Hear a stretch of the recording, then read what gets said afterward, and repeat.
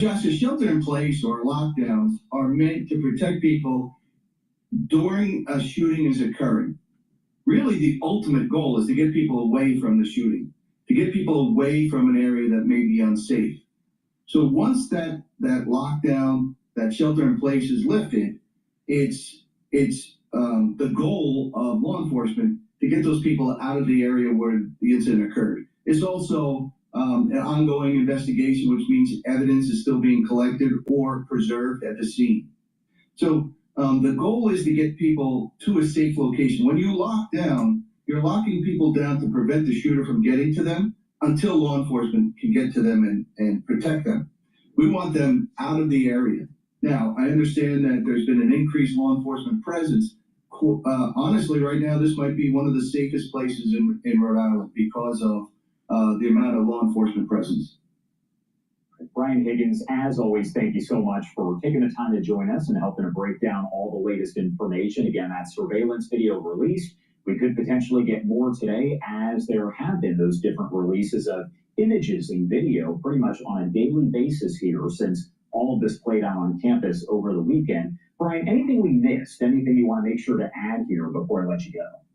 No, Josh, I think we covered it today for now. As you said, I think more will come about today and tomorrow in the next few days. All right. Thank you again for being here with us. We definitely appreciate it. Of course, Josh. And we are also covering another developing story coming in out of Massachusetts, the Boston area here. I want to pop this up on your screen to give you a look at what we're talking about. Now, about 50 miles away from Brown University in Brookline, Massachusetts, there is this other high-profile homicide investigation that's been launched after an MIT professor was gunned down in his own home, with the shooter still on the run as of this morning. The Norfolk District Attorney's Office confirms Nuno Loureiro, a 47-year-old physicist and fusion scientist, was shot Monday night at his home near Boston. He was taken to a hospital where he died from his injuries. Now, the prosecutor's office says, as of last night, there are no suspects in custody, but they have labeled this a quote-unquote homicide investigation that is active, and you can see the photo of the victim right there on your screen. Loureiro joined MIT back in 2016, named last year to lead the school's Plasma Science and Fusion Center, one of the largest labs at the university, with more than 250 people working across about 7 buildings. Loureiro, who was married, grew up in central Portugal and studied in Lisbon before earning his doctorate in London. That's according to information from MIT. Now, the school's saying he was a researcher at an institute for nuclear fission before joining the university. The FBI asked whether this shooting could in any way be connected to the Brown University attack. The agency explaining, as of now, it knew of no connection between the crimes. A Boston University student who lives near the professor's apartment in Brookline told the Boston Globe that she heard 3 loud noises Monday night and was worried it was gunfire. The U.S. ambassador to Portugal expressing his condolences online, saying, quote, "It's not hyperbole to say MIT is where you go to find solutions to humanity's biggest problems. Fusion energy will change the course of human history," end quote. Again, this is an active homicide investigation. We will keep you updated here as we get additional information from the investigators involved. We do have to step away for a quick break here at 9:15 on the East Coast and 6:50. Hello, my name is DrPaulCottrell. We are live streaming on Rumble and YouTube. You can also watch the live stream on my website, the-studio-reykjavik.com, and simulcasting on X Spaces. Thank you for joining. This is interactive. If you have a question, please type it in the text, or if you're on X Spaces, you can type it into the chat or ask for the mic. Thank you for joining. I greatly appreciate it. Please help support the work that I do by making sure you share the links and asking your social media to follow me. You can follow me on X, Rumble, YouTube, Brighteon, Bitchute, TikTok, Substack, Patreon. There's many ways to follow me. Also, you can listen to my podcasts on Podomatic, Apple Podcast, and on my website, the-studio-reykjavik.com. Please help support the work that I do. All these videos are for free. I have thousands of videos for free. I don't put stuff behind a paywall. For the ones that are supporting, thank you very much. You can support by being a paid member to my Patreon channel or my Substack channel.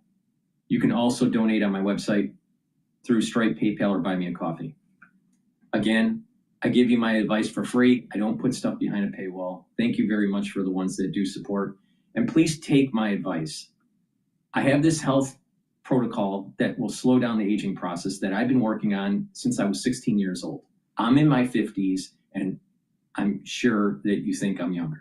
So the point that I'm making is that I've tweaked this protocol for many decades, coupling with the knowledge that I gained academically and the research that I did in medicine, and just my personal experience about how to tweak this, especially when I was in triathlons in my 20s and 30s. So the point here is that there's a lot to be learned from geriatric medicine, sports medicine, and proper supplementation in terms of slowing down the aging process. It's really simple. Bringing down inflammation, soaking up free radicals, boosting up the immune system, boosting up the ATP levels, increasing your energy, and helping with the health of your mitochondria. If you target all those, you will slow down the aging process. Now, will you go back to infancy? No, of course not. But the whole point here is that when your body goes through these different milestones, either in terms of brain function or in terms of your somatic cells changing its methylation, because when you age, there are certain points in time where you age faster, all right, when you pass these gates. If you slow down the methylation process with the proper supplementation and proper diet and exercise, you're actually reducing the change in gene expression, and therefore your gene expression is as if it was younger than as if it was older.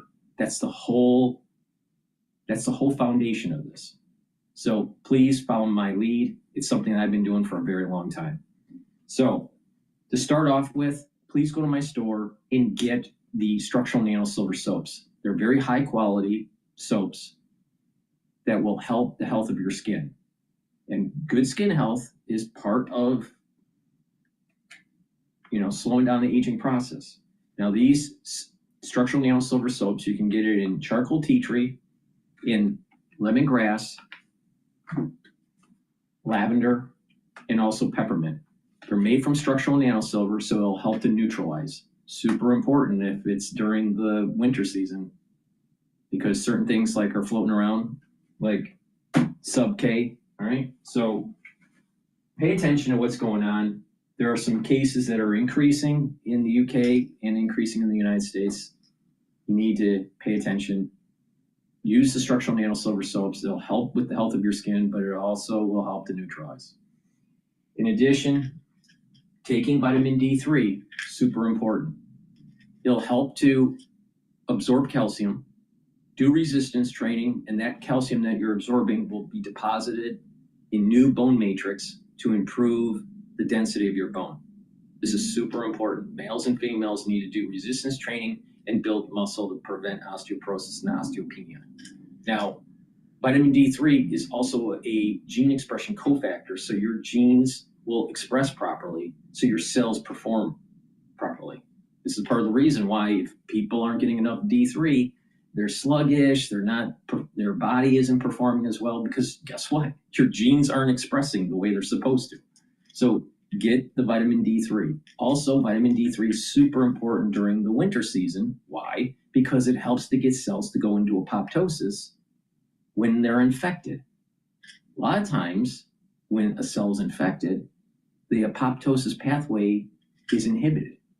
Vitamin D3 prevents that inhibition. So go to my store, get the vitamin D3, and follow my lead. All right, with that, let's go to Bloomberg. Oh, by the way, make sure that you use discount 5, all caps, discount the number 5. You get $5 off any order. If you spend $100 or more, you get a free gift until supplies last. Please, I want you to get the products. I want you to get healthy, because a healthier society means that our healthcare will be less. The cost for healthcare will be much less. We'll have more vitality, so we're going to be more productive as a society. So please take my advice. If we all did this together, we'd have a better world. All right, let's go to Bloomberg, listening to Ives talking about AI. AI party starting 9 p.m. It's now 10:30 p.m. Party goes to 4 a.m. All right, 10:30 p.m. until the party ends at 4 a.m. Bud Bush's Dan Ives, always a pleasure. Thank you so much for joining us on set. A lot more to come here on Bloomberg Open Interest. In the next hour, we've got more on the AI trade with Ann Barry of Threadneedle Ventures. This is Bloomberg Open Interest. All right, so we missed Ives' take, but I'm sure they'll replay it, so we'll get it later. The S&P 500 futures is trading at 6,869. It's up 13 points. VIX is trading at about 1589. Oil is trading below 60. Oil's trading below $56 a barrel. Bitcoin's trading just below 88,000. And the Japanese yen is trading at 155.58. There's been a big move in pre-market session for natural gas. It's now trading at 3.99 or so, 3.993. I suspect that when the United States hits Venezuela with our air campaign and potentially even naval campaign, because I'm sure that the Navy is going to launch Tomahawks too. I suspect that natural gas will spike, and so we should see the futures of natural gas to go up to maybe about 4.2 to maybe 4.4. But the big move will be the futures in oil. All right. And it's trading below 56. It's just below 56. So, this session it'll probably trade with a 56 handle, and it'll probably pop up $4 or $5 when the air campaign starts. So,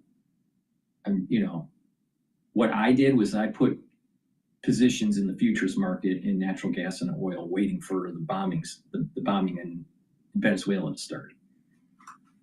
That's my take on it. Now, in terms of the S&P 500, yesterday it closed around 6,800. I have a year-end target of 6,850. Maybe if there's a Santa Claus rally at 6,900, but I doubt that. So I think it's going to be around 6,850. Now, what happens next year?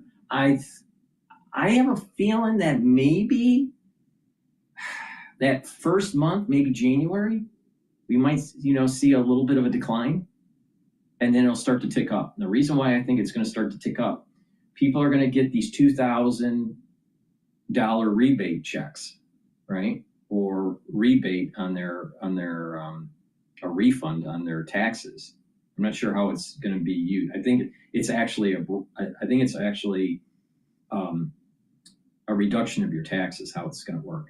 But if or when people start to file at the beginning of the year all the way up to January, because many people wait until January to file, but some people file in January, you're going to start seeing maybe a potential little increase in spending that might help bolster up confidence. So I would really like to get the University of Michigan sentiment data in January to really get a better feel on how the S&P 500 is going to be trading in the first quarter. If it's ticking up in a positive direction, the UMich data, then we're talking about surpassing 7,000 for the S&P 500. But if you start seeing that the consumer sentiment is going negative, or moving in a negative direction, then you're talking about probably sideways trading for the first quarter. We need to take a look in detail about the price structure in this, but we got to wait until the end of the year to be able to do that. There might be a Santa Claus rally. A lot of times there are, But my take on this is that S&P 500 is going to be year end very close to the 6,850 mark. And I've been saying this for months. I've been saying this going all the way back to April. So we'll see what happens. But the big move here is going to be, what does Trump do? Now, Trump's going to make an announcement at 9 o'clock tonight. We don't know what's going to be said. The rumor is that it's going to be more of a end of the year, what was accomplished, and what will be some of the goals of next year. So it's kind of a year-end assessment. But Trump might give you a surprise. And it might be that he announces that he's hitting Venezuela. I'm a little surprised it hasn't happened already. And it could be because of the double tap issue in Congress with the votes. And maybe they need to just, wait a few more days or a couple weeks, let that all simmer down, and then all of a sudden hit. But when they do hit, oil should spike, all right? But it's going to be short-lived. So the way to play it is that it spikes. You assess, is this going to be a one-day event or is this going to be a multiple-day event? And then what will probably happen is that it'll spike, come down a little bit, and then come up a little bit more. So I suspect like a $4 or $5 spike. So let's say it's trading at 56. It probably spiked to 60.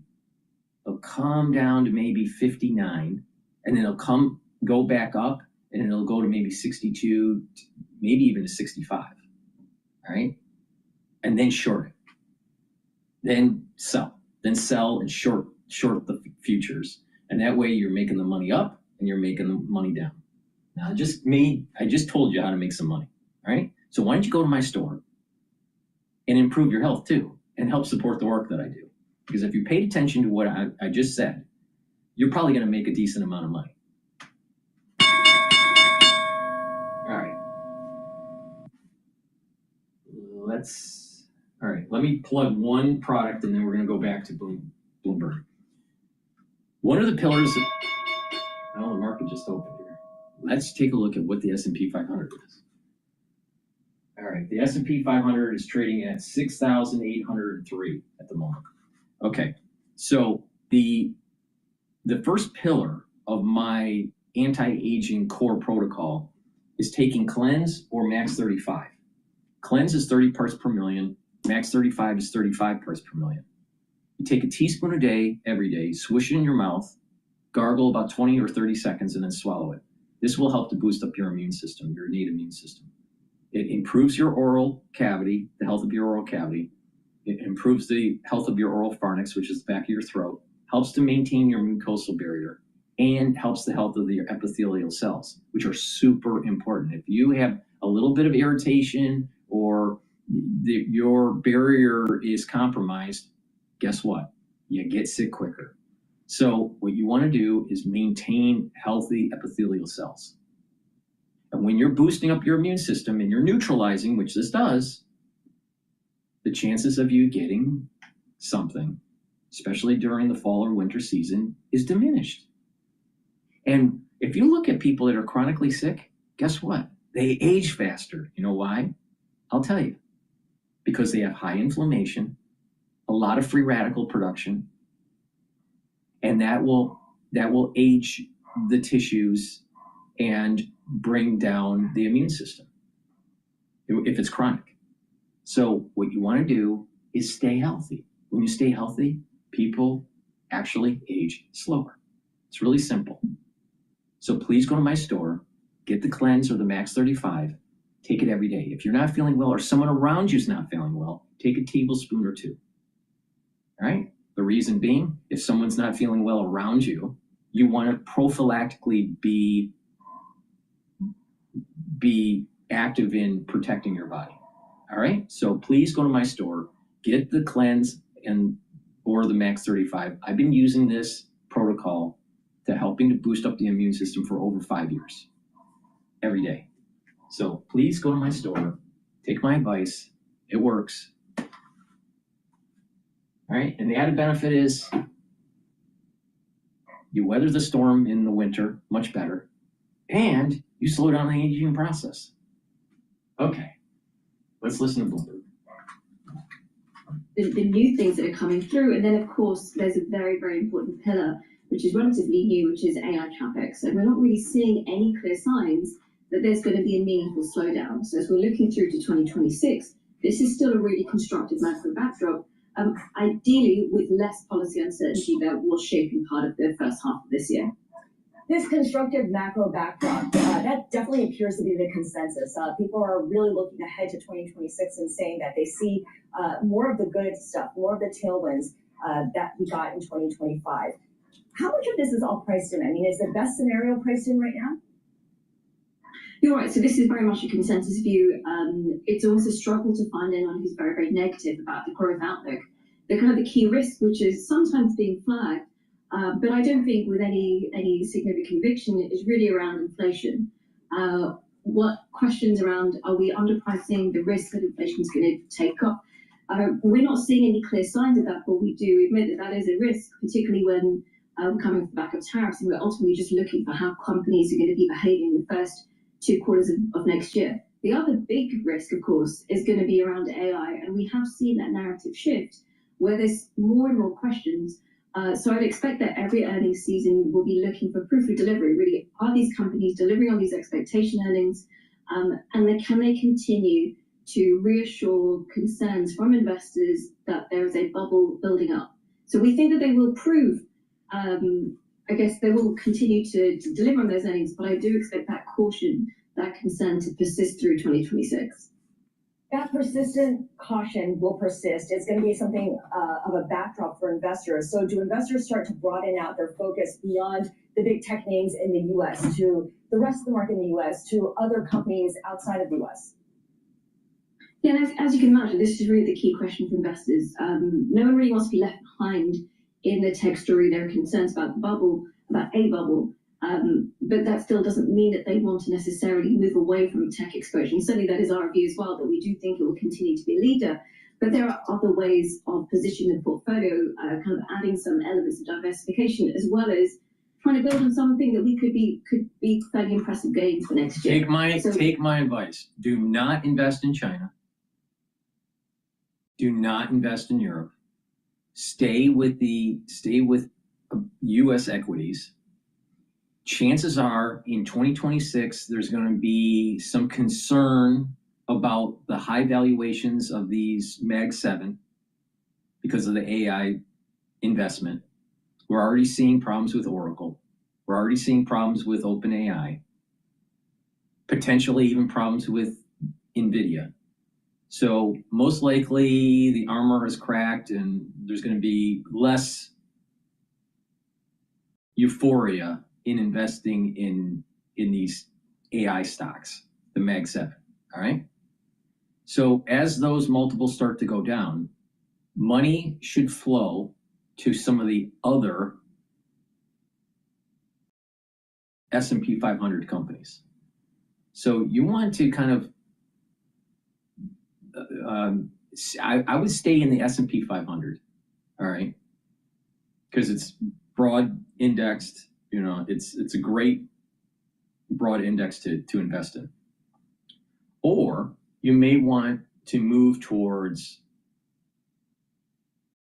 Russell indexes, where it's mid and small cap. All right. Now the problem comes in is that if there's a recession that may start to emerge in 2026. You want to stay away from small cap and move towards blue chip. And this is the reason why I think staying in the S&P 500 is better.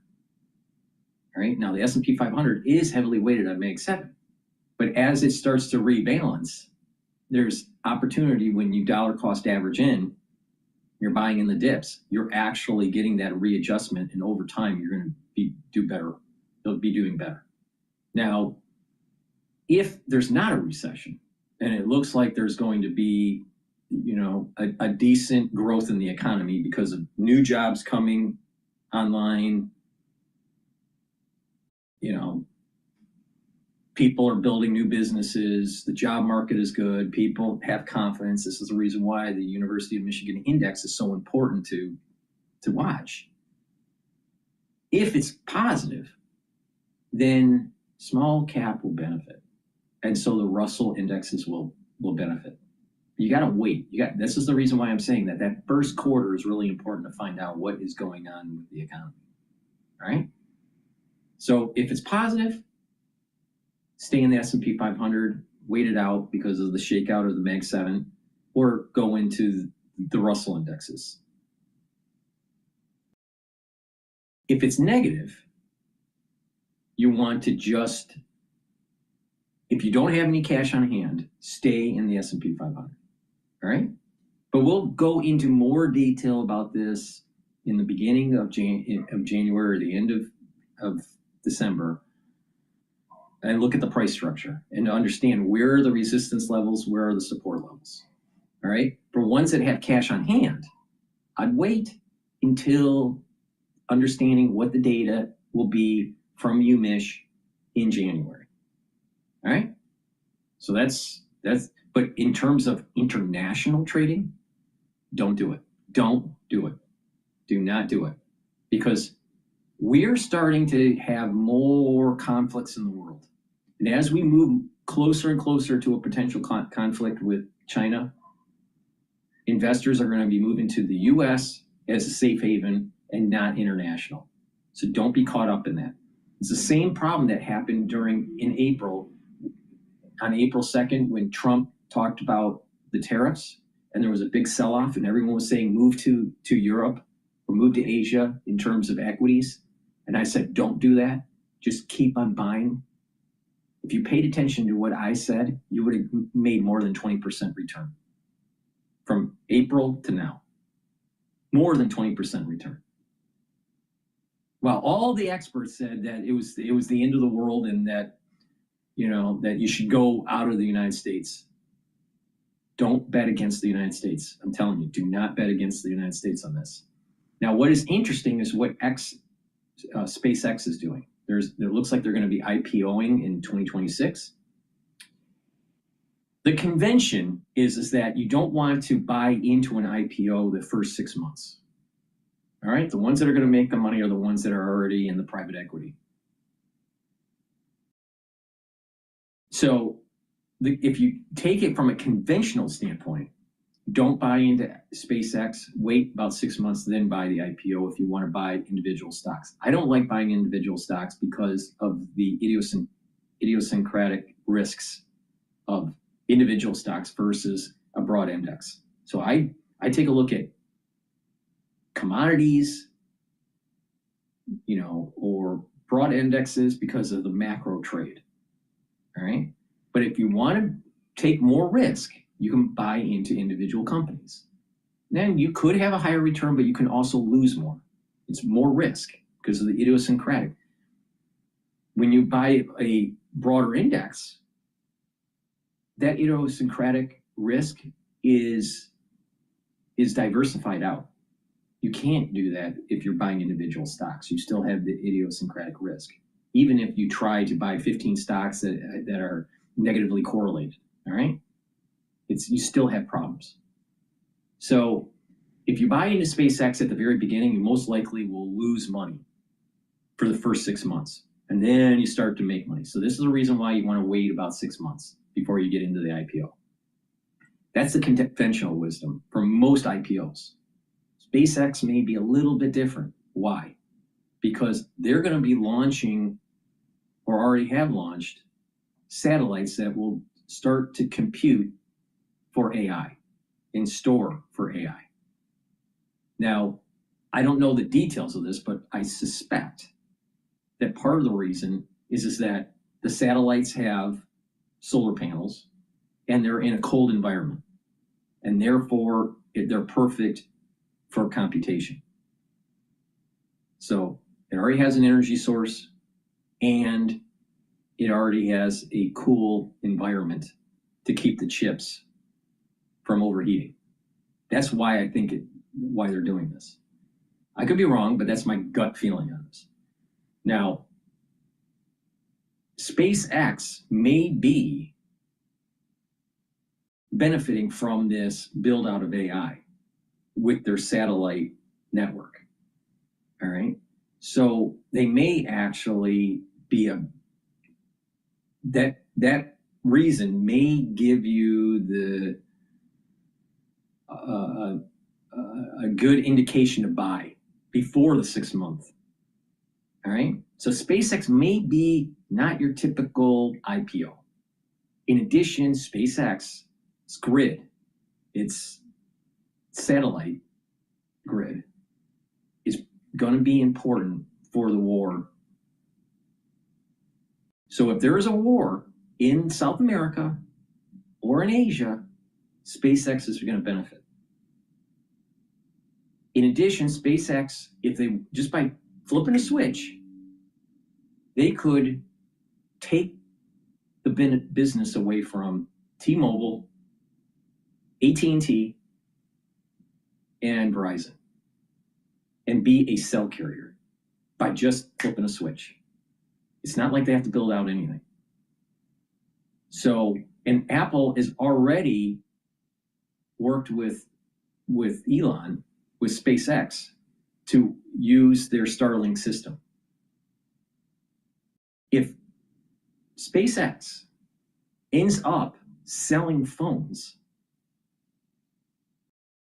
then it will also take the iPhone market. Now, I suspect that SpaceX won't do that, at least in the near term, and just leverage their network for AI creation to help with their exploration of the moon and Mars, and work with defense. And that's where their money is going to be coming from. But there's going to be an added revenue stream once Starlink gets on your cell phone. All right, people use Starlink for internet at their home. Not a lot of people, but just think about all that money that they're going to be able to suck in when they compete with Comcast, with AT&T, with Verizon, with Spectrum, with all these internet providers and cell phone carriers. SpaceX and Starlink are going to take it's going to be the dominant player. So this is the reason why I think the IPO for SpaceX is going to be pretty good. The question is, do you invest in the first 6 months or not? Typically, you don't want to invest in an IPO, typically, in the first 6 months for the average investor, all right? SpaceX might be slightly different because we're moving into a war and Starlink is tied to the war effort. All right, with that, let's listen into Bloomberg. AMD and Trainium right now in terms of, the accelerator chip capacity that everyone wants to deploy their AI on. Is it fair to call these Trainium chips from Amazon AI chips, or they're not quite there yet? Well, they are still in their third version, so when you compare that to a Google GPU, which is in its 7th version, and really, obviously, NVIDIA is way ahead of everyone else in terms of the number of versions they have with their chips, and every version has a performance upgrade. So from that standpoint, some ways to catch up to, these two NVIDIA and Google GPUs. Okay, got it. We've seen investors start to really make a discernment between NVIDIA and Amazon and certainly Oracle. Who's coming out ahead? Who surprises you in terms of a company that's kind of shot up to the top of the list? I mean, right now it's Google this year, and that's reflected in their stock performance, not only because they've been able to defend their search business, they've done phenomenally well when it comes to their own chips and the vertical stack integration. Look, for someone like Amazon, I mean, clearly they want to add as much cloud capacity and partner with, LLM providers because they don't have their own LLM like a Gemini for Google. Mm-hmm. And so from that perspective, Oracle trying to build just the GPU business, again, for a demand that's further out, that's the concern. But look, everyone still believes that there will be $3 trillion in aggregate spent on AI infrastructure. And think about it. Think about what Elon's doing. All right, he's setting up a network that could compete with AT&T in terms of cell phone carrier. He's setting up a server system that will compete with any of the hyperscalers. And he also has an AI with Grok. There is nobody, no player out there that is so vertically integrated. No player, not OpenAI, not Oracle, not Google, nobody. The only thing he's missing is a cell phone. Now he could just piggyback on Apple, which is already happening with Starlink. I'll tell you, Elon's a genius the way he works. Genius, or he's super, super, super lucky and blessed. And all of them are sold out because for inferencing, you need a lot more memory. For training workloads, you needed a bigger compute cluster. For inferencing, you need a lot more memory, and that's a nice tailwind for all these memory players. So you said they're sold out for 2026. Demand is certainly seen as robust. The competitors are those in Asia. What does the supply globally look like then? Well, so all these companies, I mean, Micron, for example, doesn't have a big China business. So, you know, SK Hynix is still the primary provider for someone like NVIDIA. And so when you look at the DRAM market share, that's how it's translating into, you know, the market shares that we are seeing in HBM, which is the memory used for these AI accelerator chips. And so from that standpoint, all these companies are adding capacity, but we are not at a point where we feel like we'll be oversupplied anytime soon when it comes to memory chips. All right, Mandeep Singh, thank you so much. Mandeep Singh of Bloomberg Intelligence answering all of our tech questions here this Wednesday morning. Coming up, Lennar, the home builder, disappoints. Affordability pressures mounting on the home builder as it navigates what it calls a challenged market. The stock, you can see they're down about 5.5%. That's next. This is Bloomberg Open Interest. All right. We're going to go over a video with the MIT professor that was killed. I suspect that there's some sort of coordinated thing that's going on around the country. Again, keep in mind, I said that there was going to be a curse that starts on September 11th, 2026, because the shofar is not blown on Rosh Hashanah during the Sabbath, and that's when it's going to happen, right? And you know, in terms of biblical teaching, in terms of the metaphysics of this, you can't silence the Satan or Satan if you can't blow the shofar, all right? So curses come. Now, curses can come to a community or to an individual or a religious group, even a country or the world at large. Now, I suspect that this curse that's going to be coming down will be the world at large. All right, so just keep that in mind, all right?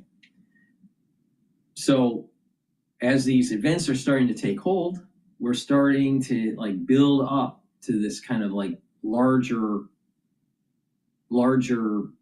issue that's going to emerge starting with the opening of the gate of September 11, 2026. And it won't end until the first or second week of October of 2027. So maybe a problem. Please go to my store, the-studio-reykjavik.com. Get the magnesium and zinc. This will boost up your immune system and brain function. And vitamin C and magnesium. This will help with your skin, your immune system, and your brain function. Take them together to get the max benefit. Do it every day, but especially during the winter season to boost up that immune system. And like I've said, because of the aftershock of the crisis of 2020, if you're 40 years of age or older, within 5 years, you're going to know more people that have early onset of dementia. Within 5 years. About 30% of that cohort group that's 40 plus or older, within 5 years, 30% of them will have early onset of dementia of some sort of degree. Maybe slight, all the way to severe. And what you're going to have is they're going to be divided into 3 different categories. Ischemic, where you have microbleeding and microclotting at the cerebral level. That's damaging neurons. That's about 70% of the 30%. About 24.9% of the 30% will develop amyloidosis, build up a plaque, very similar to Alzheimer's. And about 0.1% will develop prion disease. Now, the reason being is that for the last two categories, if you have chronic inflammation, you're damaging the mechanisms in your neurons to break up misfolded proteins. And if you have proteins that have high beta sheets and they're misfolded, they'll accumulate and create plaque and amyloidosis. Prion disease is actually a subset of amyloidosis that's contagious, all right? So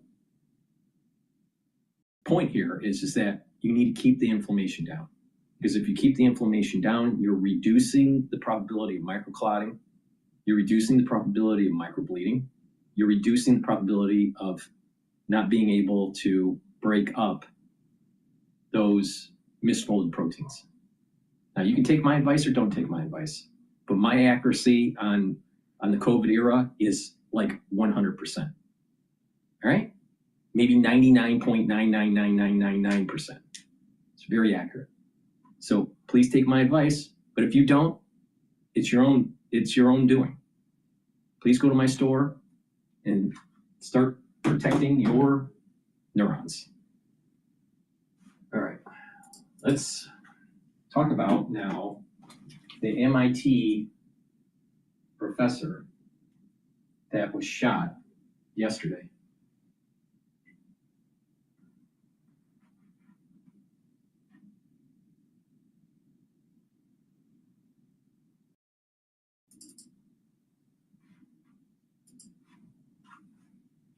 Sell those wheels, more getting off the wheel fast now. Investigators in the Brown University shooting say there is no evidence of a connection to the shocking shooting death of an MIT professor who was shot at his Brookline home last night. Brandon Truitt spoke to students who say they are rattled by another act of violence impacting a college community. It is quiet here, just over 24 hours since this husband and father of three was shot right here in his home. This incident sending shockwaves from Brookline to MIT's campus in Cambridge. Tonight, candles sit in the windows of homes along Gibbs Street, while dozens line the sidewalk holding their own. A community-led show of support for the family of 47-year-old Nuno Loureiro, who was shot and killed at his home Monday night. Eurydice Hersey is a family friend. But it's a family that's feeling such raw horror, I'm sure terror. And what do you do with something that's indescribable? By midday, MIT confirming the victim was a physics professor at the university. Originally from Portugal, Loureiro would climb the ranks to lead the Plasma Science and Fusion Center, one of the largest labs at the institution. The university president sending her heartfelt condolences to his family, students, friends, and colleagues. I think it's just really tragic and sudden, and especially this week too. It's just like a lot of really senseless violence. I feel like it hits too close to home. Despite the tragedy happening miles from the Cambridge campus, students Well, here you know, the thing is that another... if someone says that it's just senseless violence, really? What happens if the violence is strategic? It's not senseless, all right? And I suspect that what is happening with the shootings that happened in DC recently, where the National Guard members, one died and the other one has been released from the hospital. You have the shootings in Brown, the killing of the MIT professor. What about the FBI breaking up a plot in California, a New Year's Eve plot that they were planning for bombing? These are coordinated, all right? Now, I'm not saying all of these events are tied together, but what I'm saying is these were coordinated events. Senseless killing is random. This is not random. Let's just keep that in mind. Now, of course, they interview a stupid student that thinks that, they know stuff, all right? And most students don't know anything because they haven't lived, all right? So it's not senseless. Senseless is random. This is not random. This is targeted. And so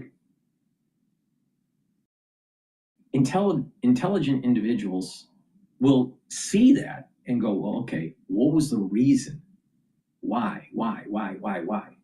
And dive into like the details of this. What is going on here? This is coordinated. This was on purpose. Why? It's not senseless. Not every death is senseless.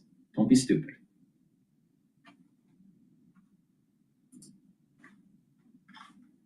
To the system while still processing what happened at Brown University over the weekend. It just made me so sad. This woman who doesn't want to be identified says she got to know Loureiro over the years at their gym in Cambridge. There was never a negative interaction with him. He really was just a sweet person that kept to himself, said hi when I said hi.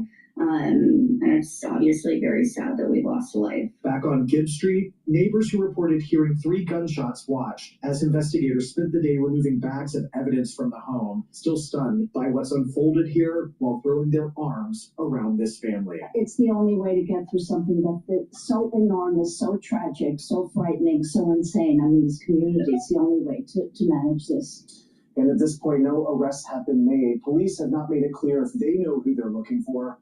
Their investigation continues. In Brookline, Brighteon Channel, WBZ News. So many questions tonight. Brandon, thank you. All righty. All right, let's listen into another video about this. This was from that was Boston, CBS Boston. Let's listen to Emerson. Oh no, that's Brown. There's more information about the Brown case than anything else. Let's listen to NBC Boston. News tonight, the head of the MIT Plasma Science and Fusion Center was shot and killed at his Brookline home. Authorities say the Portuguese professor died at a hospital this morning. NBC 10's Oscar Margain has more. We heard a really loud noise. I thought it sounded like a crashing. An MIT nuclear science professor shot at his home on Gibb Street in Brookline Monday night. Police said 47-year-old Nuno Loureiro was taken to a hospital where he died Tuesday morning. He had a young family, and they went to school here. Horrible. Very scary. Absolutely shocked. I know Professor Loureiro very well. I talked with him yesterday on lunchtime. Speaking to us over the phone, MIT's Dr. Boleslaw Wesluch said he worked closely with Professor Loureiro, saying he had been a cherished member of the physics department since 2016. He has been an absolutely wonderful scientist, world-class, renowned scientist in plasma physics. MIT shared a statement saying, "Our deepest sympathies are with his family, students, colleagues." Now, think about this for a second. 1 hour away from Brown University, driving, I think it is, all right? 1 hour away. Killed the next day, all right? And wait a minute here. What's the probability of an MIT professor getting shot in his foyer randomly that works in high-end plasma research? What's the probability of that? Like almost zero that that's random. It had to have been targeted. And not only that, supposedly there were a car that was parked in the wrong way, because that street is a one-way street, is my understanding, and that one of the cars were parked and it looked like it was waiting, going the other way. Well, wait a minute here. What's happening here? Something's weird. I could see someone getting shot that, maybe is working for the deli, or maybe is, even, working, as a researcher at some sort of tech company or something. But a MIT professor in plasma research, nuclear? Wait a minute here. This sounds like state action. Now, which state did this action? Now, if you remember, There were people that were mysteriously dying right before and right during COVID. Remember that? What the hell is going on here?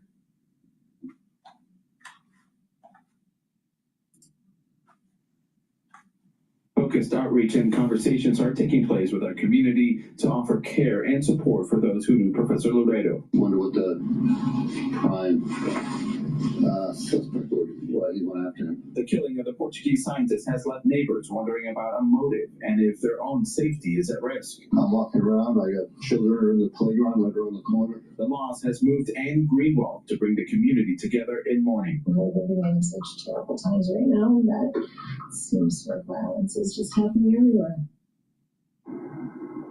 Now you saw Mrs. Greenwald there posting those flyers that look just like this. She's inviting neighbors out here on Gitt Street to put a candle or a light on their window facing the street starting at 7 p.m. in honor of the professor. Now we also reached out to the Norfolk County District Attorney's Office to try to ask them if there's still a risk out here for the public. They would not answer that question. Reporting live in Brookline, Oscar Margain, NBC 10 Boston.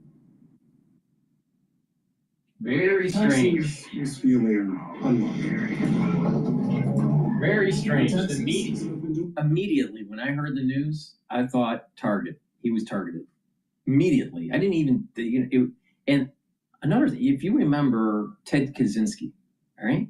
The Unabomber, or the ones that have lived through the 80s, they would know what I'm talking about. He targeted individuals that were in technology that he felt would hurt society. So he was bombing, researchers.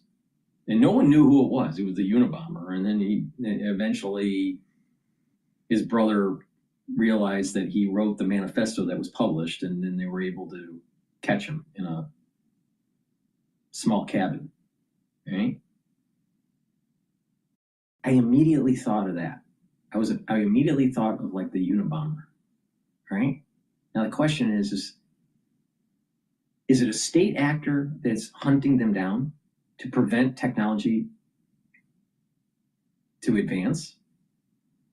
I saw on an X post, it's like the 3-Body Problem series, where you had an alien race that was trying to kill off certain researchers to prevent technology to advance. Now, I'm not saying an alien shot the professor, but the point I'm making here is that it's either a state actor or someone that is a lone wolf like the Unabomber that is knocking out people that are at the cutting edge of certain types of research. Now, I wouldn't be surprised, and I haven't read any of his research, nor will I, but I would not be surprised that there is a military application.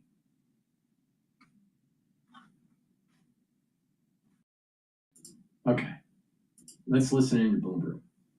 Could we see a market disruption, a market event? Are people just too exuberant out there? You see some so-called low-quality stocks driving this short-term rally. Bloomberg Intelligence With Scarlett Fu and Paul Sweeney. on Bloomberg Radio, YouTube, and Bloomberg Originals. Good Wednesday morning from the Bloomberg Interactive Broker Studio in New York City. We're streaming live on YouTube. Head over to youtube.com and search Bloomberg Podcast, and that's where you'll find us. It is Scarlett Fu, Paul Sweeney, the Bloomberg Intelligence Program. Coming up, we're going to check in with Ethan Ranganathan, Bloomberg Intelligence media analyst, on this whole Paramount, Netflix, Warner Brothers Discovery red headline just crossing the terminal. Paramount says it's good with its $30 bid out there. Thank you very much. Warner Brothers has advised its shareholders to go with Netflix. We'll see what the latest is there. Victoria Fernandez, Chief Market Strategist across Market Global Investments. She's going to join us to get her thoughts on these markets as we look ahead to 2026. George Ferguson, Bloomberg Intelligence Senior Aerospace and Airlines Analyst. Talk to us about Spirit Airlines. They're looking to merge with Frontier. I want to go to a Fox clip here that is interviewing an expert saying that the shooter from Brown for the Brown University issue here knew what he was doing. That it was that he knew who he was targeting. Now, I haven't seen this video, but before we do, please go to my store, the-studio-reykjavik.com. Get the vitamin B complex. This is going to help with your cellular metabolism and protect neurons and boost up your energy levels. Vitamin B complex, the first 4 B vitamins, will help with the electron transport chain, and that will help to build ATP so you have more energy. When you have more energy, your cells perform better. If you notice, people that age, especially ones that are aging faster, their energy levels are going down. You notice? Their metabolism is going down. Well, if you have healthier mitochondria, your energies are up and the aging is slower. So get the vitamin B complex, improve the health of the mitochondria and build up that ATP. Vitamin B complex will rev up the cellular metabolism so your tissues perform better. And the vitamin B complex has vitamin B12 to protect your neuron. Super important, especially if you're 40 years of age or older. Okay, I want to listen into this clip. Is of the person of interest in the Brown University shooting as the manhunt continues into yet another day. Hi, Lucas. That's right. Good early morning, Carly and Todd. The Providence Police releasing a new enhanced video of the person of interest in the shooting at Brown University over the weekend. In the video, which we'll play here, you can see the man wearing a hat and face mask, walking and looking around at times with his hand in his pocket, at others with both hands behind his back. He looks overweight in this two-tone winter coat. This video is from the east side of Providence on Saturday afternoon before the shooting. Yesterday, the police chief was asked this specific question. Evidence that suggests that the victim of a cook may have been targeted. No, not at this point. Ella Cook was the vice president of college Republicans at Brown University from Mountain Brook. The governor of Alabama has ordered the flags flown at half staff across the state until sunset Friday. The other victim, Muhammad Aziz Umzaka, an aspiring doctor from Uzbekistan. The shooting took place Saturday afternoon around 4 p.m. when students were taking final exams in that engineering building at Brown. We also have more video to share of the person of interest. This video at 2:53 p.m., about an hour before the shooting, from a Nissan Rogue shows the person of interest walking near the engineering and physics building with that building there in the background. The next video shows the shooter in the distance walking away from the crime scene at 4:03 p.m., just minutes after the shooting. You can see the police sirens and lights as he walks in the background. The FBI and police are asking the public to share any potential tips and leads. The state's attorney general says to date, the investigation has not determined any motive, but overnight President Trump posting to Truth Social, he's wondering why there are not more security cameras at the school to get a better look at the shooter death. Certainly is a question. Lucas Tomlinson live for us this morning. Lucas, thank you. With that, let us bring in private investigator Toby Braun. And Toby, let's pick it up there where Lucas left off, talking about the lack of cameras. A lot has been made of that in the media as to why there weren't more cameras on campus as a whole. But there's a really interesting article on Fox News Digital this morning, and it shows that there was an actual blind spot of cameras, no cameras, where the actual shooting happened. Do you think the shooter knew that, Toby? Morning. I certainly do. This guy engaged in his pre-attack surveillance. He knew the area. He knew exactly the building he was targeting. It's also a question, how did he get in the building? Because my understanding is you have to have an ID card to get in there. So there's just a lot of uncertainties right now. And I certainly believe he knew the blind spots. He knew it was an older building. Why there was no cameras, it's baffling to me. Older building, newer building, should have mattered. And I believe the security chief at that campus has some serious questions to answer as well as to why there was no more additional cameras present there. But I certainly think the area. Yeah, well, we now have what is being described, Toby, as enhanced video footage of this suspect. And police are saying that what they released yesterday is a montage of clips that show him before the shooting, possibly casing out the area to commit this crime. I mean, you look at this type of video for a living. So what stands out to you in it? First and foremost, his gait. It's very distinct, the way he carries himself, the way he walks. And you can see right there, he's engaging in that pre-attack surveillance, that right before, making sure it's a soft target, making sure there's no law enforcement in sight, and just rehearsing his attack right before he goes in that building and commits it. Again, that gait is very, very distinct, and I believe that somebody's going to look at that and possibly recognize something that feels common about it, that feels familiar, and that may be the clue that we need to solve this thing. Toby, what also stands out to me from the videos is that you see an individual walking and you know the time. And when I put those two pieces of information together, I think, shouldn't law enforcement be able to run a cell phone data check to see what cell phones were in that specific location at that specific time to narrow down the possible pool of suspects? Yeah, that's a great point, and they certainly are. I'm very confident that the FBI, their technical team, that's one of the first things they've done is locating that data, dumping all that data, going through it, analyzing the devices, cross-referencing the devices, and determining what devices there could possibly lead to a great person of interest. Yeah, we may not be able to see his face in this video footage, but we do now we have a body type.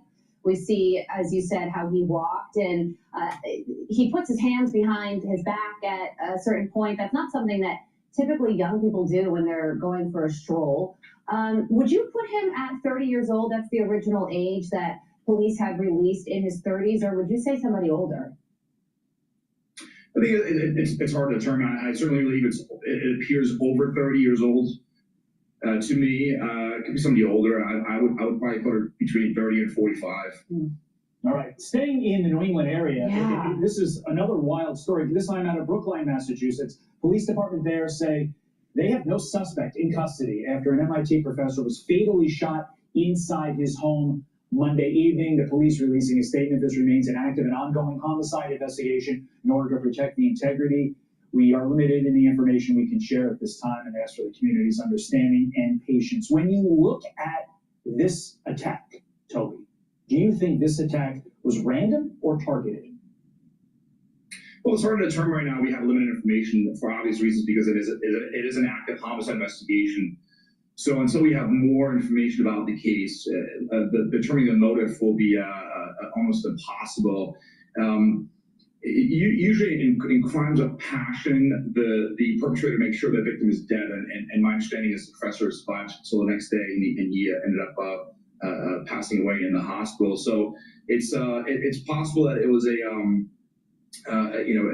some kind of crime of opportunity. Question in that case would be: was anything taken? Whether it was belongings, whether it was property, whether it was information, or was this a crime of a targeted attack where somebody wanted his professor dead? I certainly believe that it wasn't a professional hit due to the fact that he survived, and a professional would have made sure that he doesn't. New England authorities have a lot on their plate right now. Two simultaneous investigation. May not be professional, but he may have been targeted. Almost like a lone wolf or a group of lone wolves working loosely together, knocking out certain people. I don't know. It's weird. What's the probability that a MIT professor working in advanced plasma research that probably has a military application gets shot in his foyer?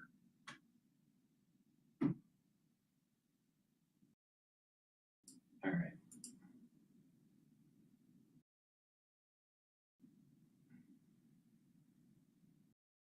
All right, let's listen into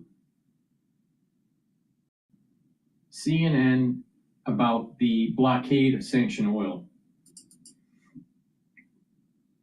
President Trump is now taking the already boiling tension with the Venezuelan president to a new level now, ordering a, quote, total and complete blockade on sanctioned oil tankers in and out of Venezuela. He says that's going to be backed by a, quote unquote, armada of U.S. ships in the region. The specific wording of Trump's announcement may allow for more wiggle room than his blockade threat suggests, but he's definitely trying to escalate things even further. It comes after the U.S. Coast Guard seized this ship. We've been showing you this video since last week off of Venezuela's coast. The new threat is now intended to hit right at the heart of the Venezuelan economy, its massive oil reserves. The president, it appears, is also trying to turn the focus back to the Caribbean and back to his agenda, announcing a primetime speech from the White House tonight. One thing he's likely trying to turn the focus away from, an explosive Vanity Fair interview with his chief of staff, Susie Wiles. People still trying to wrap their heads around what was said on the record in this lengthy series of interviews One of the more and many eyebrow-raising things about was what that was said was Everyone's gearing up for the holidays in a Chevy of their choice. What that was said was about those strikes on alleged drug boats off the coast of Venezuela. The Trump administration has maintained that those strikes are aimed at stopping drugs from reaching the United States. But Susie Wiles says on the record now that they're more about the country's leader, saying that Trump, quote, wants to keep on blowing boats up until Maduro cries uncle. Sina's Elena Treen is live at the White House for us this morning. About that blockade, what are you hearing? Yeah, what a stunning quote that was from Susie Wiles. What's wrong with it? Has been covering Here's the thing. Here's the problem with these pseudo intellectual, libtards on mainstream media. All right, most of them aren't very bright. All right. Secondly, they are very liberal. What is wrong with the chief of staff to the president saying we're going to kill them? We're going to take their oil. We're going to blow up their boats. What's wrong with having fortitude? Oh, ultra liberals don't like that. They prefer a porous border. They prefer 50 to 80,000 people dying from drug overdose a year, which is more than the number of soldiers that died throughout the whole Vietnam era. What is wrong with these retards? Oh, they're journalists. They're not engineers, they're journalists. Have the White House Chief of Staff say that on the record. It is pretty remarkable, given it's very different, Kate, from what we have heard from officials maintaining that this is all about trying to stop the flow of drugs into the U.S. But to get back to your initial question, President Trump designated Venezuela a foreign. Hello. I know you're a libtard on CNN. What's wrong with having multiple benefits? You stop the drug running, you take the oil, and you take the rare earth metals. And let's not be stupid. Venezuela is the first piece of the chess game between the United States and China. And they don't say anything about Russia and China sending investment and personnel into South America to try to circumvent the hegemonic power of the United States. They don't say that. This book right here that I'm reading, Autocrats versus Democrats, by Michael McFaul. All right, Michael McFaul. Now, he used to be a U.S. ambassador to Russia. All right, and he also worked on the National Security Council for Obama. Okay, and in this book, it states that the Wagner Group is in Venezuela. Now, you know who the Wagner Group is? That's the mercenaries from Russia. And they're the ones that keep on propping up Maduro. Now, Maduro had an election fraud that kept him in power. So Putin is involved in Venezuela. Wake up. This is a world war. But the stupid journalists can't do their job.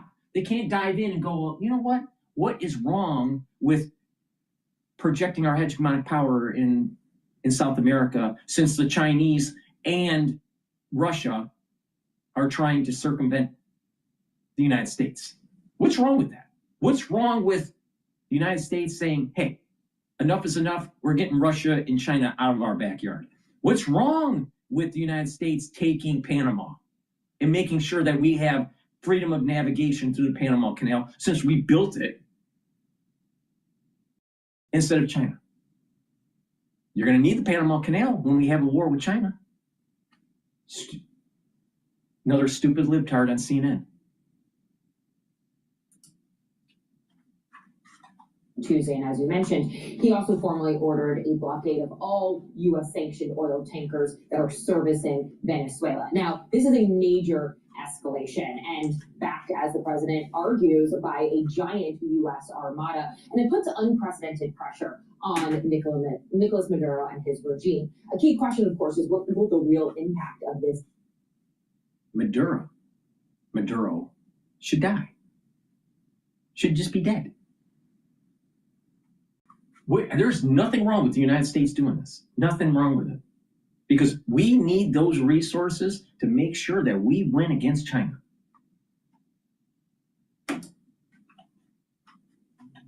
I think there's no question that it will hit their already very struggling economy especially hard and could threaten to actually bankrupt Venezuela. But I want to read to you some of what the president posted overnight. He said, quote, Venezuela is completely surrounded by the largest armada ever assembled in the history of South America.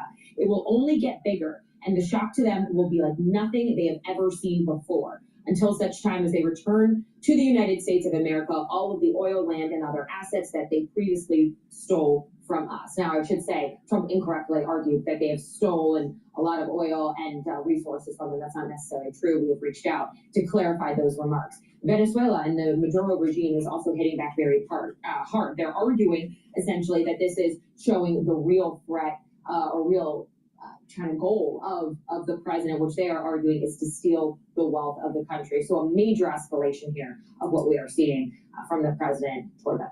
Why don't they say that the Wagner Group is in Venezuela? Why? Why don't they talk about the investments that are coming from China? Why? Because Trump must be bad always, according to CNN.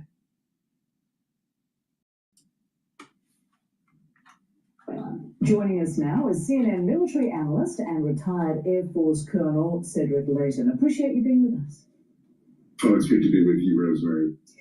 So, Colonel, on Monday night, the Pentagon struck 3 more alleged drug boats in the Eastern Pacific, and then on Tuesday, an interview with Vanity Fair has President Trump's chief of staff, Susie Wiles, revealing that these strikes were less about drugs and more about regime change, saying that Trump, quote, wants to keep on blowing boats up until President Nicolas Maduro cries uncle, and people way smarter than me on that say that he will, unquote. What's your reaction to this? Well, I don't think that hitting these alleged drug boats is going to do the trick. If the effort is going to be focused on regime change, what really needs to happen is they need to go after much bigger fish, figuratively speaking, of course. And what I'm talking about there, of course, would be something like the oil tankers. And so there's a distinct possibility that based on the president's Truth Social posting and some reporting, the distinct possibility is that he's going to go after the oil tankers. So basically like that operation a few days ago that netted the large oil tanker that was flying the Guyanese flag.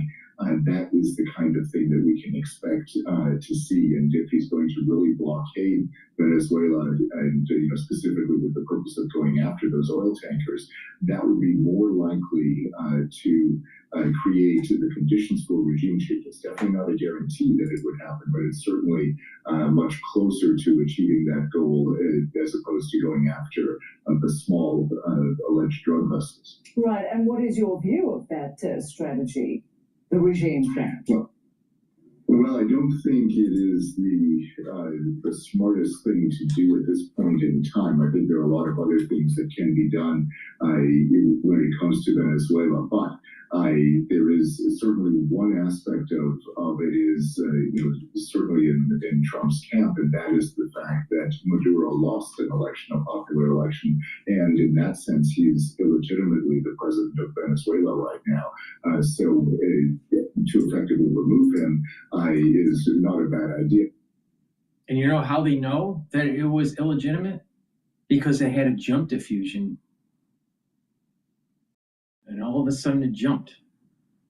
And you remember something like that happened in 2020 in the American election. Amazing how that works.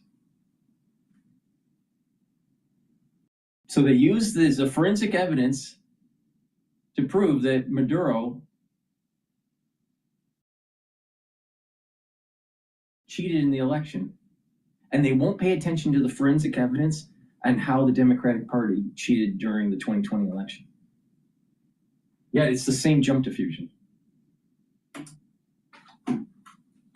It should be done by the Venezuelan people. They are the ones that should be taking this into their hands and creating conditions where Maduro leaves. And Colonel, also on Tuesday, Senate Democrats are angry after attending a classified briefing with Defense Secretary Pete Hegseth and Secretary of State Marco Rubio, where they declined to show senators the unedited video of that controversial second strike on an alleged drug boat in the Caribbean on September 2nd that targeted 2 survivors.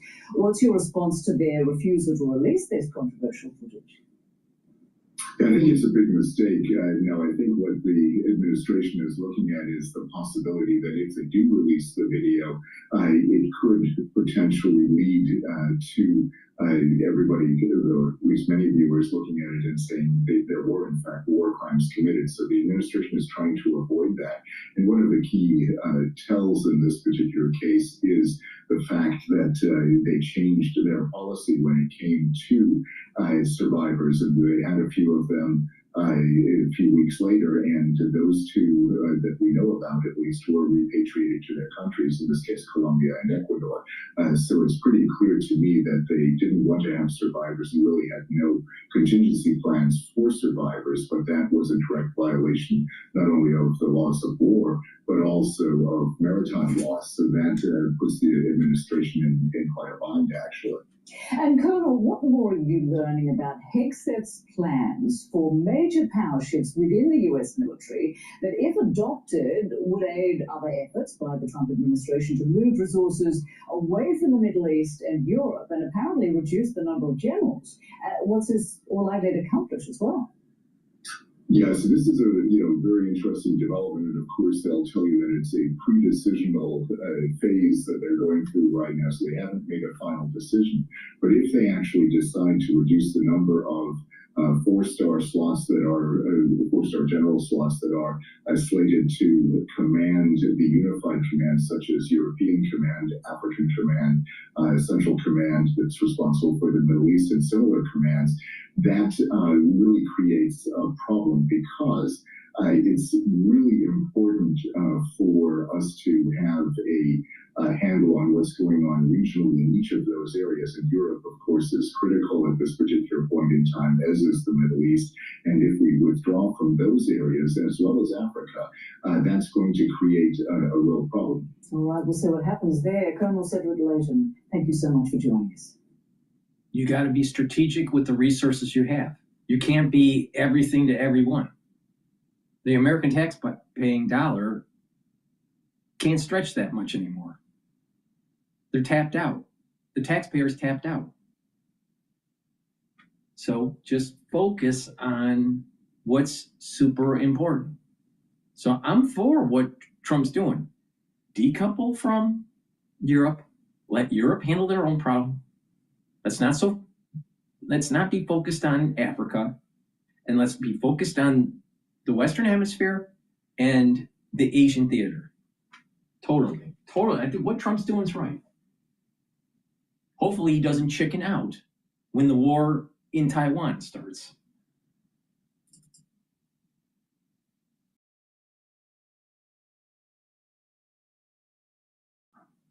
All right, let's listen to Fox News about the largest armada. All right, but before we do that, Breaking news overnight. Before we do that, please go to my store and get the Goodnight Formula. This has tryptophan, melatonin, GABA, and passion flower. It'll allow you to detoxify your central nervous system. You'll be well rested, and you'll be consolidating memory. Why? Because Goodnight Formula will allow you to get into 3 to 5 cycles of REM sleep and deep sleep. When you do that regularly, you're helping your brain. Please go to my store, take this every night, and slow down the aging process. If you notice, people that are chronically sleep deprived age faster. Resveratrol. Resveratrol is something I've been taking for decades. It stacks really well with C60, clarity factor, NAD+, ubiquinol. And the reason why you want to take resveratrol is it helps to maintain and promote youthful gene expression. It also gets rid of cells that are in senescence. And resveratrol is an antioxidant. It's going to soak up free radicals and help the health of your mitochondria so you have more energy. So please go to my store, slow down the aging process, and have your tissues healthier by taking resveratrol. In addition, resveratrol works with the basal layer for your skin, so your skin improves. So please take the resveratrol every day. And like I said, it works even better when you mix it with C60.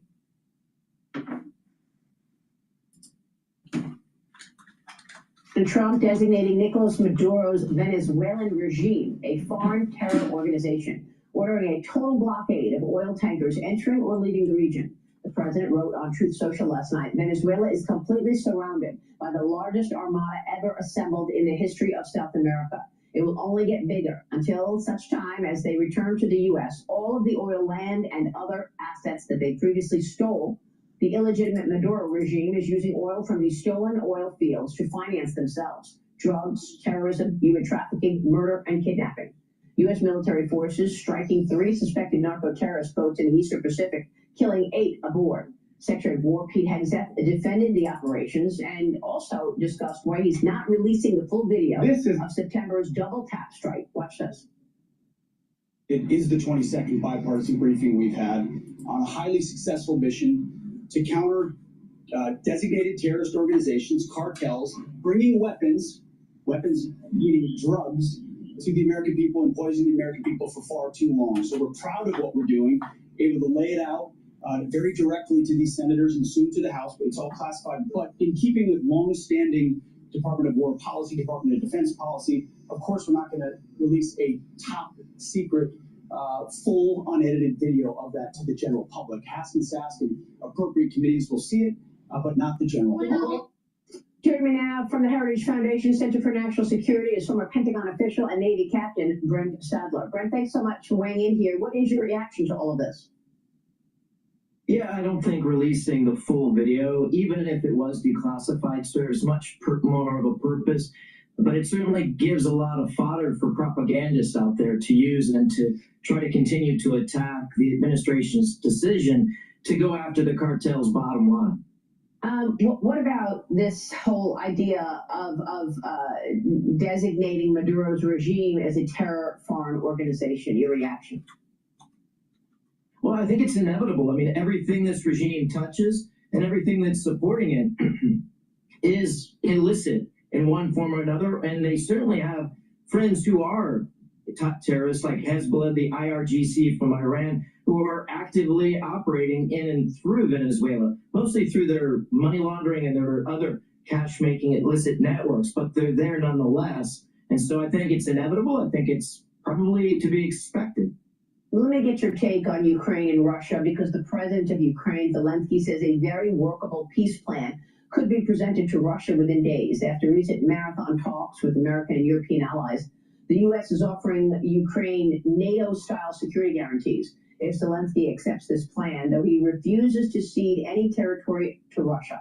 President Trump says negotiators are close to sealing the deal, partially due to Special Envoy Steve Witkoff. Watch this. People love Steve, and I think we're going to be pretty close. I mean, we're going to see. I thought the easiest war to settle would be Russia, Ukraine, because they have a good relationship with Putin. It would have never happened if I were president. Right, your reaction? It's hard to be optimistic. I mean, and also the notion that there might be a Christmas ceasefire, at least a pause in hostilities. I mean, the Russians are doing their seasonal attacks against Ukraine's energy sector to try to freeze out the civilian population. And, you know, this Christmas or Orthodox Christmas, which is 7 January, very low, it could likely see some positive trends with the transfer of POWs, with prisoners of war on both sides, we've seen in the past. But until there's significant pressure brought to bear both on the battlefield as well as the bottom line of the pocketbook on Moscow, it's hard to see how Putin is compelled to enter seriously a lasting ceasefire. And that's going to require harsher actions against China's economic support, industrial support to Russia, and certainly trying to get an alternative and get the Indians off of Russian oil as well. Well, I mean, look, we've got more tensions even in the South China Sea as well after the Chinese Coast Guard shot water cannons at Philippine fishing boats last week. The move injured multiple people on board, and the Philippines called this act dangerous and inhumane. China says the Philippines provoked the incident, Brent. Your reaction here? I've seen this video over and over again. I mean, play a year and months now with China and the way that they bully its neighbors across the east as well as the South China Sea. It's important to note that just a couple weeks ago, you had historic high levels of Chinese naval assets, ships and aircraft at sea in what normally is a quiet time of year in the winter months. Currently, the Fujian, the latest Chinese aircraft carrier, is just completing sea trials. So there's a lot of military activity while you're having this very violent kind of tussles and these disputed features in the South China Sea. Very clearly, the Philippines have been following, I think, a successful policy of exposing. But until, again, more is brought to bear on cost for the Chinese on doing this, we're just going to keep seeing it. Well, I mean, how would you assess President Trump's foreign policy moves in this first 11 months, given the fact that we've seen Venezuela on the march, Russia on the march, China as well? Refreshingly explicit in where America's red lines are, and also the willingness to use force. Most notably, that was underscored with the attack on Iran's nuclear weapons enterprise in the summer. But unfortunately, probably going to have to exercise that military utility probably even more than what we're seeing against the cartels in the Caribbean and the Eastern Pacific to really get Moscow and Beijing's attention in a meaningful way. That doesn't mean you have to strike them militarily, but you certainly need to show them the hammer a lot more visibly. Yeah, and we should also add to the list radical Islam, which has been obviously coming up now just recently with these recent attacks, and of course, President Trump responding. But you mentioned that Iran attack could not be more important, of course, in this first 11 months to the president. Brent, thank you.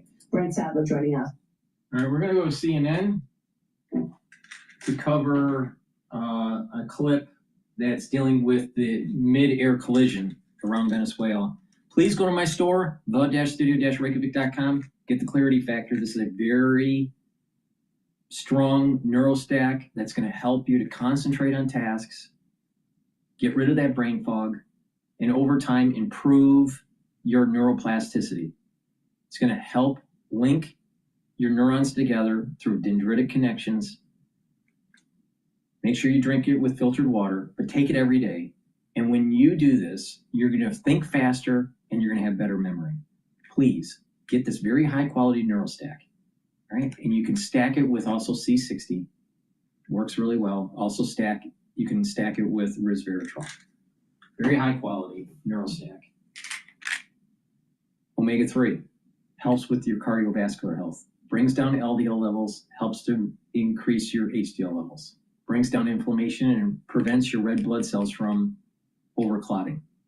Please go to my store, do some resistance training, do some cardio training, proper diet, proper exercise, proper supplementation. Get the omega-3, improve your cardiovascular health.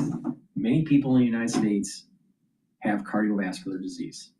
So you need to take care of that. So please, control that lipid profile and bring down inflammation so you're preventing further plaque development. Use discount 5, you get $5 off any order. If you spend $100 or more, you get a free gift until supplies last. Jet going from Aruba to Miami narrowly avoided a near collision with a U.S. Air Force refueling tanker near Venezuela. This marks the second reported near mid-air collision in as many days near Venezuela. Pete Montini joins us now. Pete, what are you learning about this? Well, the good news is these incidents have been happening in clear weather in daytime, so these pilots have been able to spot these collisions in the making before they got much, much worse. This latest case happened Saturday afternoon, but just coming to light now, and we're able to piece this incident together from the air traffic control audio from liveatc.net. This close call was detailed by the pilots of this private jet that just departed from Aruba on its way to Miami. It's only about 15 miles from the coast of Venezuela, where the airspace is pretty sensitive right now, to say the least. The pilots essentially reported what the crew of a JetBlue flight reported just the day before. A large United States Air Force aerial refueling tanker appearing without triggering their in-cockpit collision warning systems. The pilots of this private jet say they were climbing through an altitude of 26,000 feet when they said they would have climbed into the Air Force jet. And I want you to listen now to the radio transmissions in which they describe this encounter being too close for comfort. Listen. We stopped that traffic. I don't know how we didn't get an RA for that, but they were really close. RA meaning a resolution advisory on the traffic collision avoidance system. The pilot said the plane looked big, like a Boeing 777 or 767, which is similar to an Air Force tanker. That new incident comes just one day after the pilots of a JetBlue flight said they had to abruptly stop their climb due to an Air Force refueling tanker that crossed directly in front of their flight path. That incident happened after that JetBlue flight took off from Curaçao, so in roughly the same area of the Caribbean Sea where this new incident occurred. The Pentagon and Dutch officials are reviewing that case involving that JetBlue flight. The National Transportation Safety Board tells me it's gathering information on these two incidents, but has not officially launched an investigation on either one of them. All right, we'll be looking for that. Pete, thank you very much. A second near collision in the skies near Venezuela just one day after a similar incident. This one involved a private jet and a U.S. Air Force refueling tanker. This is one of the pilots of the private jet moments after it happened. We stopped that traffic. I don't know how we didn't get an RA for that, but they were really close. Right, this is the second reported near collision near Venezuela in 2 days. Last month, the FAA warned U.S. airlines of heightened military activity over that country. With us now is Brad Bowman, a former Black Hawk pilot. Brad, great to see you. Just two near misses in the same general area. How alarming is that? Thanks for the opportunity to join you, John. When I look at these back-to-back aviation incidents, they're different, the two of them, but they're both deeply concerning. Thankfully, the disaster was avoided and no one was injured. In either case, the commercial pilots took appropriate action to maintain separation and to report the incident, so hopefully this doesn't happen again. But if changes aren't made, we may not be so fortunate in the future. And when you have commercial aircraft and military aircraft conducting combat operations in close proximity with one another, that can obviously be a dangerous mix. Why is that? Well, the military aircraft don't want to be seen by the adversary. Obviously, that means they might get shot down. So that means they're going to, as they approach the area where they are or might be conducting combat operations, they're going to turn their transponder off. You know, if you are the one in the cockpit or a parent or loved one of those service members, that's exactly what you want them to do. But obviously, efforts to make sure that the adversary can't see you also means that air traffic control and commercial pilots can't either. And so that's why you have to have procedures in place to avoid such things like this. And I would just add that the FAA did issue notices on November 21 warning pilots and airlines to exercise caution in and around Venezuela to avoid risk. And they repeated that on Tuesday. But, the traveling public, these pilots, they have a right to, they have a reasonable concerns here. And I have sources in the military that tell me that they saw these commercial aircraft and were taking appropriate steps. But this was indeed deeply concerning. Whose job is it to deconflict when these jets get close? It's a fair question. It's the job of every pilot, whether commercial or military, to ensure that they maintain separation with other aircraft. So it's the job of every pilot. The FAA has issued these warnings. That's the FAA doing their job. These commercial pilots did their jobs fully by having their transfers on and contact and coordinating with ATC and taking appropriate action. I really think that we need to be scrutinizing whether it makes sense right now, whatever one thinks of what's happening in Venezuela, and I have concerns, whether it makes sense right now for commercial airlines to be flying through an area where the FAA has explicitly issued warnings, and we may have imminent increased combat operations as we speak. Yeah, they can just choose to go elsewhere or not go in that area, correct? Right. No, I mean, this is major inconveniences to the lives of the traveling public. Not great for these airlines, but in the end, right, you're talking about a war zone, and an FAA warning has been issued. So I would not be advising my loved ones right now to be anywhere near that area. All right. Brad Bowman, Exactly. Great to see you this morning. Thank you very much. If the public are flying in the area and they know that Trump may be bombing bombing and doing operations around and in Venezuela, don't be surprised. You know, don't be stupid. Just don't be in that area. Please go to my store, the-studio-reykjavik.com. Get the Gladiator Barley. This will help to build muscle, do some resistance training. And also Gladiator Barley will bring down inflammation, so you'll recover quicker from your workout. It'll detoxify your body and bring down and soak up those free radicals. When you do that, you're slowing down the aging process. In addition, by bringing down the inflammation, soaking up the free radicals, and detoxifying your body, you're helping with brain function, helping to reduce plaque formation. You're helping your immune system and your endocrine system. So you get lots of benefits by just taking Gladiator Barley. Make sure you do some resistance training to build some muscle, right? You don't have to be an Arnold Schwarzenegger. But the thing is it's important to build muscle, especially your back muscles, to maintain good posture, strengthen and thickening your vertebrae, improving lymphatic flow, and you have better posture, and improving your venous return flow to your heart. So please take my advice and get the Gladiator Barley, do some resistance training, and improve your immune system and your endocrine system. Myotrol you can take separately, but it works really well if you stack it with the Gladiator Barley. Myotrol has polyphenols, flavonoids, and lignans to help with the gene expression to build muscle. When you get older, it's harder to build muscle because your genes are methylating. Myotrol helps to express those genes that you need to build muscle. Make sure you do some resistance training. You'll notice that you'll gain muscle and maintain it. This is really important if you're 40 years of age or older. If you're an athlete and you want to gain strength for your sport, I recommend taking the Gladiator Barley and the Myotrol together. That's for individuals that are athletes, younger or older. But you can also benefit from taking this stack, even if you're not an athlete. See, like I said earlier in this video, there's a lot to be learned from geriatric medicine, sports medicine, to help to slow down the aging process. And I'm giving you what you need to be able to benefit from that research. So get the Gladiator Barley and the Myotrol, do some resistance training, and you will slow down the aging process. It's that simple. It's not overly complicated. Please go to my store, use discount 5 to get $5 off any order. If you spend $100 or more, you get a free gift until supplies last.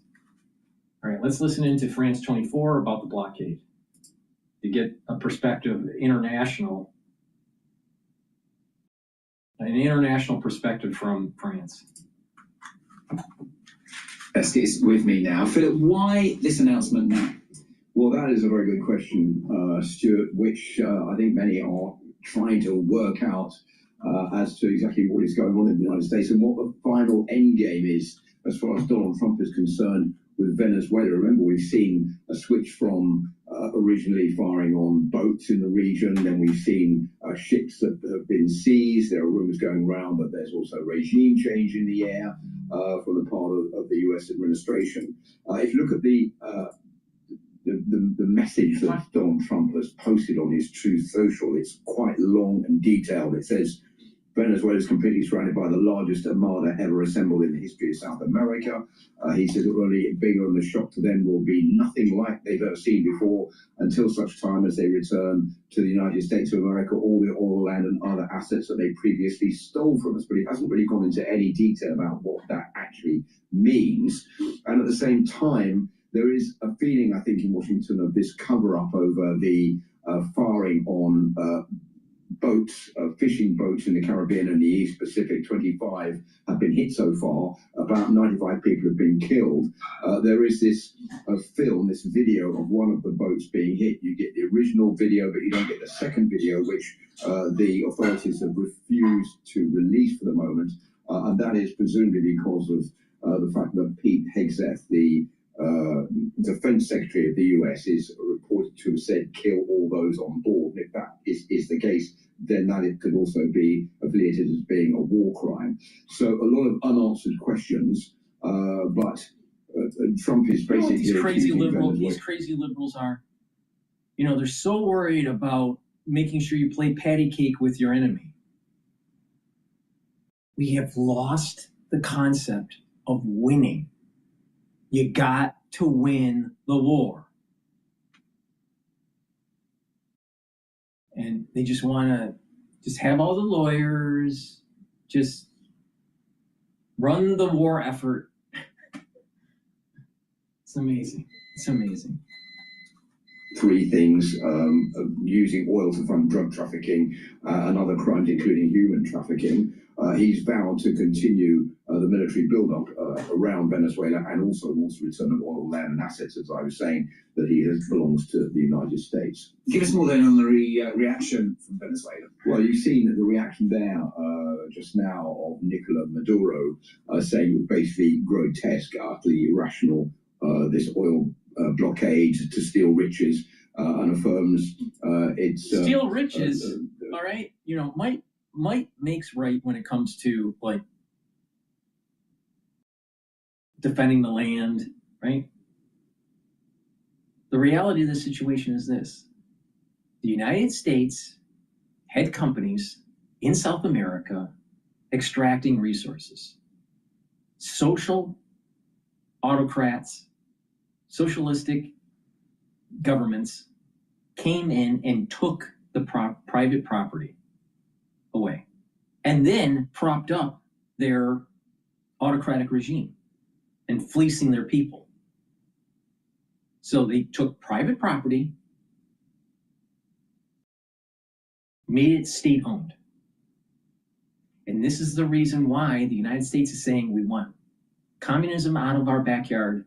We don't want China. We don't want Russia. We don't want any of these people in our backyard.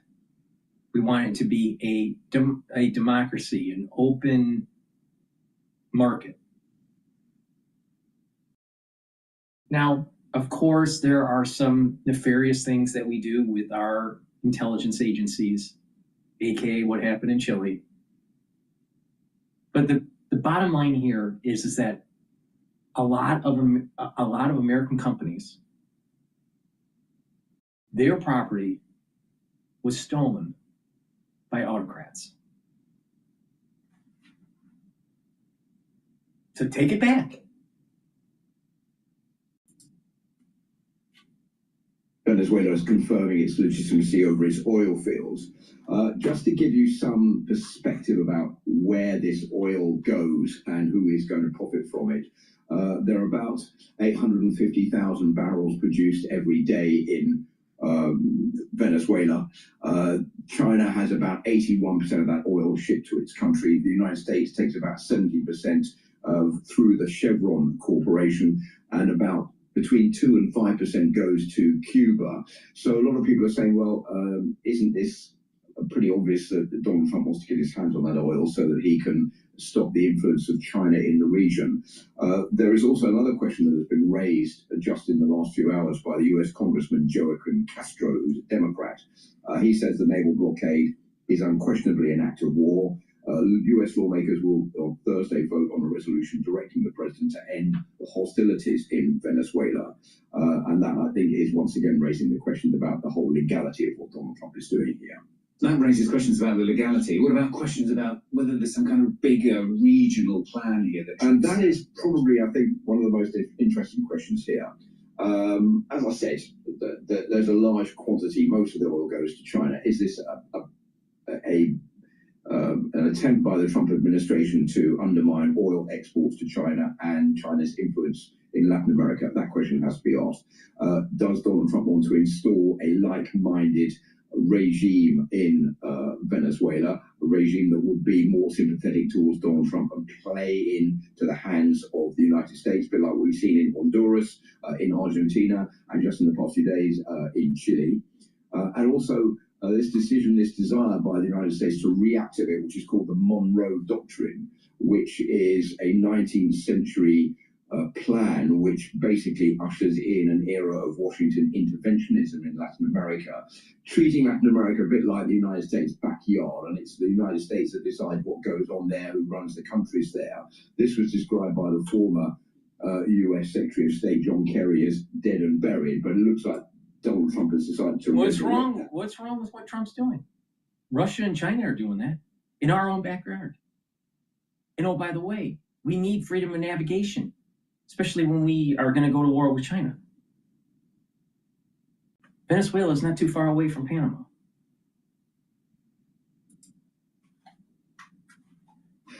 And to try to exert his influence over countries that he believes could be more useful for the United States, and certainly at the moment conceived as being not useful at all in the case of Nicolas Maduro.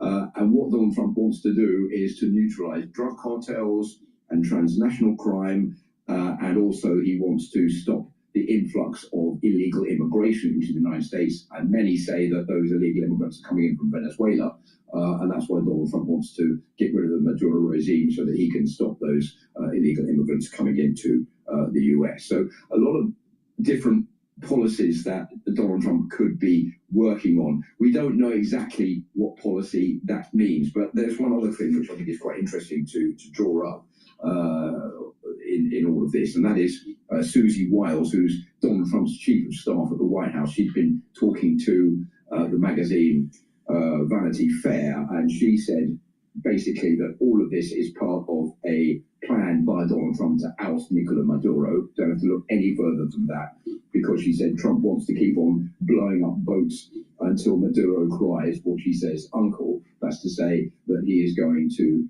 quit power. And in a phone call that Donald Trump had with Nicolas Maduro in November, he's reported to have given the Venezuelan president a free passage out of the country, but to leave pretty rapidly. That is something that Nicolas Maduro, of course, has turned down. Philip, thanks very much for your tale from our international investors. All right, let's listen into France 24 about the oil price to rise because of the sanctions.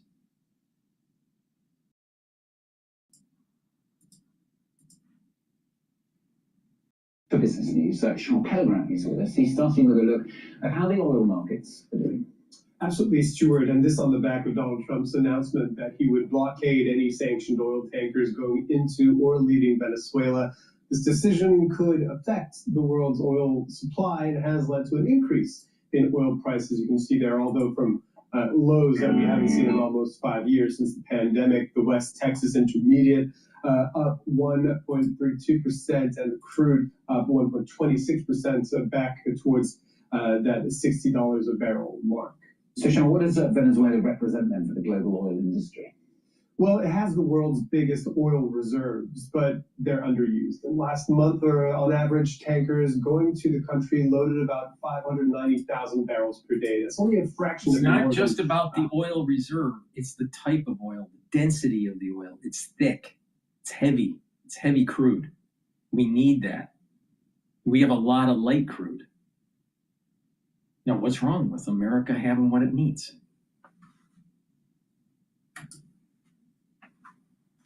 Million barrels per day used globally. It wasn't always this way, though. The country used to be a major producer a decade ago, but it has since been hamstrung by U.S. restrictions, more recently by the seizure of that tanker by the U.S. last week, and a cyber attack, which has crippled the main state-run oil exporter. All of this has gridlocked exports, which are, at this point in time, mainly going to China. Which represents about 81% of all of the country's exports recently, with Cuba and the U.S. also benefiting, and we'll get to that U.S. part a little bit later. Yeah, what impact has it had on the country then, on Venezuela? Well, oil is the linchpin of Venezuela's economy, and sales of crude is the country's major source of foreign currency and revenue, allowing it to buy other commodities and goods on global markets. Turning that tap off could be punishing, with fewer and fewer foreign currency reserves available, could lead to hyperinflation in the country, with some economists saying annual inflation could reach 400% by the end of the year, leading to fears over food shortages and more hardship for Venezuelans. There's a bit of a strange twist to the story, though. A U.S. firm, also an important stakeholder in the Venezuelan oil industry. U.S. oil major Chevron has benefited since 2022 from a special license to operate in the country and avoid Washington sanctions. This was thanks to measures taken under the Biden administration. Venezuela's state-run oil company PDVSA, works with Chevron to drill in the country's Orinoco Belt, producing about 300,000 barrels a day and employing about 3,000 people. That's about a third of the country's total production. Chevron then supplies about half of its oil output to the Maduro government, who can then try to sell it to China or other countries using a shadow fleet. So Trump's announcement means Chevron will be able to continue to ship its own oil out of Venezuela, but it will be much harder for Caracas to sell the oil drilled by Chevron. Let's move to some other business news. This is an update on the possible future of Warner Brothers. Reports emerging that the leadership at Warner Brothers Discovery will urge their shareholders to reject the $108 billion hostile takeover bid by Paramount Skydance, which came on the back of Warner Brothers announcing a deal to sell its film and streaming businesses to Netflix for $72 billion. This comes as one of the major financiers of Paramount's bid. Affinity Partners, which was founded by Donald Trump's son-in-law, Jared Kushner, has reportedly pulled out of the bid. Paramount's offer is set to expire on January 8th. And we're going to end with a look at ticket prices for the FIFA World Cup. Supporters of more modest means are... We're going to go to AI eliminating jobs for the youth on Morning Joe. But before we do that, please go to my store, the-studio-reykjavik.com, and get the collagen. This is very high quality collagen, very high quality collagen. Take it every day. This is a month's supply. You can mix it with soft foods, filtered water, a smoothie, with milk, or even in coffee. But take it every day. And what this will do is improve your skin, your nails, your hair, also improve your joints, your cartilage, your musculature, and your bone density. Take it every day. It's part of an anti-aging protocol. And detoxify your body with zeolite. Take it every day, 3 small drops underneath your tongue. Drink filtered water. What this will do is bind to heavy metals, toxins, and chemicals and allow you to urinate them out within 6 to 8 hours. By detoxifying your body regularly, you're improving your immune system and your endocrine system. And when you have a better immune system and endocrine system, guess what? You age slower. So please go to my store and get the zeolite. Use discount 5, you get $5 off. All right. Morning Joe. Young people can't find jobs because we're putting too much emphasis on AI. Democrats say, things aren't affordable. This isn't affordable. This has gotten more expensive. Drugs have gotten more expensive. Housing's gotten more expensive. And you know what? They're right. And it was because of them. I believe the American people are going to reward us because the American people are smart. They know Rome wasn't built in a day. They know what Joe Biden broke is not going to get fixed in a week. We got to stay with it. We got to keep on working on bringing good jobs and money back. Distribution warehouse in Pennsylvania yesterday. He did validate that one existed, at least. Meanwhile, the Wall Street Journal editorial board is blaming the Trump administration for at least one part of the economy, asking where are those manufacturing jobs? The piece reads in part, quote, one big statistical reason to suspect that tariffs are hurting jobs is the trend in manufacturing. Remember when tariffs were supposed to produce a U.S. manufacturing boom? It hasn't happened. Evidence comes from the industries affected most by Mr. Trump's tariffs on 50% on steel and aluminum and 25% on autos and auto parts. Employment in motor vehicles and parts fell 15,000 since January, while it remained flat in steelmaking and aluminum manufacturing. This doesn't count the job losses in downstream manufacturing firms that use steel and aluminum. Some renaissance. If Mr. Trump wants a manufacturing revival, he'll drop his border taxes and let his other tax policies help hiring and investment. Joining us now, Chairman of O'Leary Ventures, Kevin O'Leary, and New York Times bestselling author and journalist Dylan Ratigan. He's the CEO of Euphoria Sneakers and owner of reservations.com, and it's great to have you both. Kevin, I'm curious. I heard a very, very powerful gentleman from the banking world saying that the tariffs are not really impacting the economy. Is that in any way possible? No. The whole idea of the tariffs, and still may be by the time this is all over, and I would say November would be a good time to measure it, was reciprocal tariffs against VAT taxes in countries like Australia, Canada, Europe, Switzerland, etc.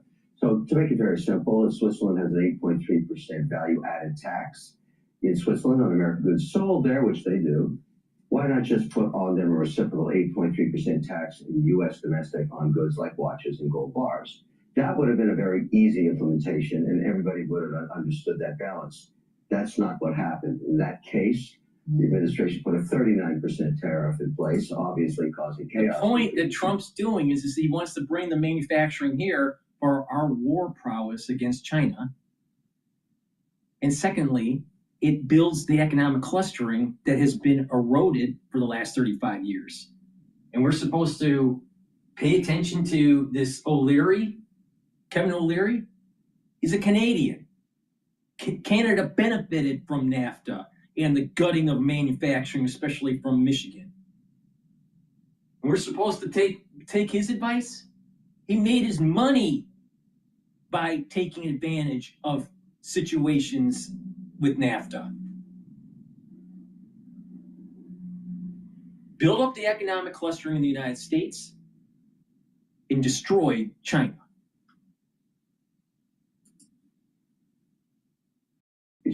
But that's a negotiation. Eventually, it's got to get back to reciprocality. However, what the Wall Street Journal is talking about there is the fact, let's just take aluminum. You need bauxite to make aluminum. You also need 10 years to build a plant. You also need almost a gigawatt of power, which the grid in the U.S. right now doesn't have. So before you fix all those things, you're not going to have any aluminum jobs. 10 years is a long time, way past this administration. First thing that should happen, eliminate any tariffs on bauxite or any product or service or good that you don't make yourself. Pineapples, bananas, potash, bauxite. Why tax yourself? And that's the kind of thing that the Wall Street Journal is pushing on. It's sheer policy. Wait a minute. Trump is saying that the tariffs, the revenue is going to go back to the American people. See, people, he doesn't bring that up. Oh, so what's happening is the money, instead of benefiting the corporation, it's now going to start benefiting we the people, the workers. Okay? Now, think about this for a second. You have tariffs, taxes, and debt issuance. When you issue debt because the government's spending too much, you have to pay usually 10 years on interest or 20 years, depending on what the bond is. Maybe 5 years. Sometimes it's a 2-year bond, but whatever. But you have to pay interest on multiple years, usually 10, 20 years. So you're paying more when you add in all the interest when the government issues debt. If you are paying taxes, all right, your disposable income is less. And you don't have any control of that because they're taxing, state tax, income tax, right? So there's very little control of what they tax on you. There's very little control that you have, and the government has total control. And those taxes, a lot of them, are going to pay the interest on the bonds that were issued. It's not even going to the programs that we need or the societal benefits. It's going to the bondholders. And most people don't have bonds. It's the corporations or the banks or very wealthy individuals or fund managers, right? And then you have tariffs. And wait a minute. If you don't want to be taxed from the tariff, then you just don't buy it. You can't do that with taxes, regular taxes. Government's still going to collect no matter how you spend your money. So you have more control when it's tariff. And when you have a president that's saying, you know what? Instead of that money going to the coffers of government, we're going to give it back to the people, because according to Kevin O'Leary, it's a tax on the people. It's a tax on the consumer. Well, we're getting that money back. So we should have more tariffs. I'd like him to complain about the overissuance of debt and how our taxes are paying for the interest, but he won't say that because he owns companies. And when you own companies, tariffs hurt your business.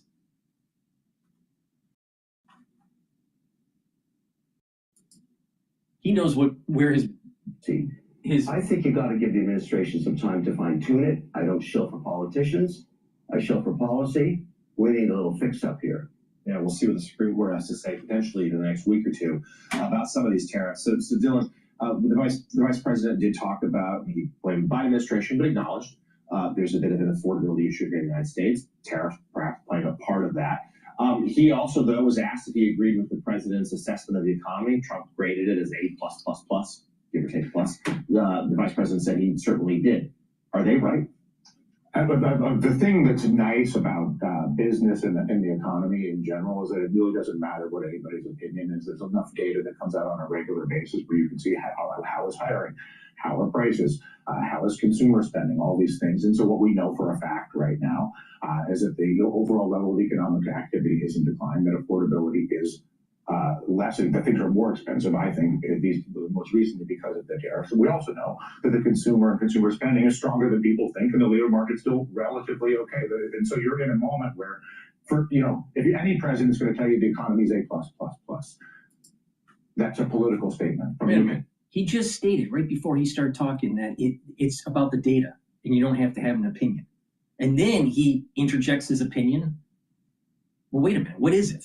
Is it just fact-based or is there opinion? Oh, it's about taking a look at the mosaic of data and coming up with some sort of thesis. And that's where the art comes in. It's not a science. Understanding the markets is an art because there's a lot of different variables all moving in different directions.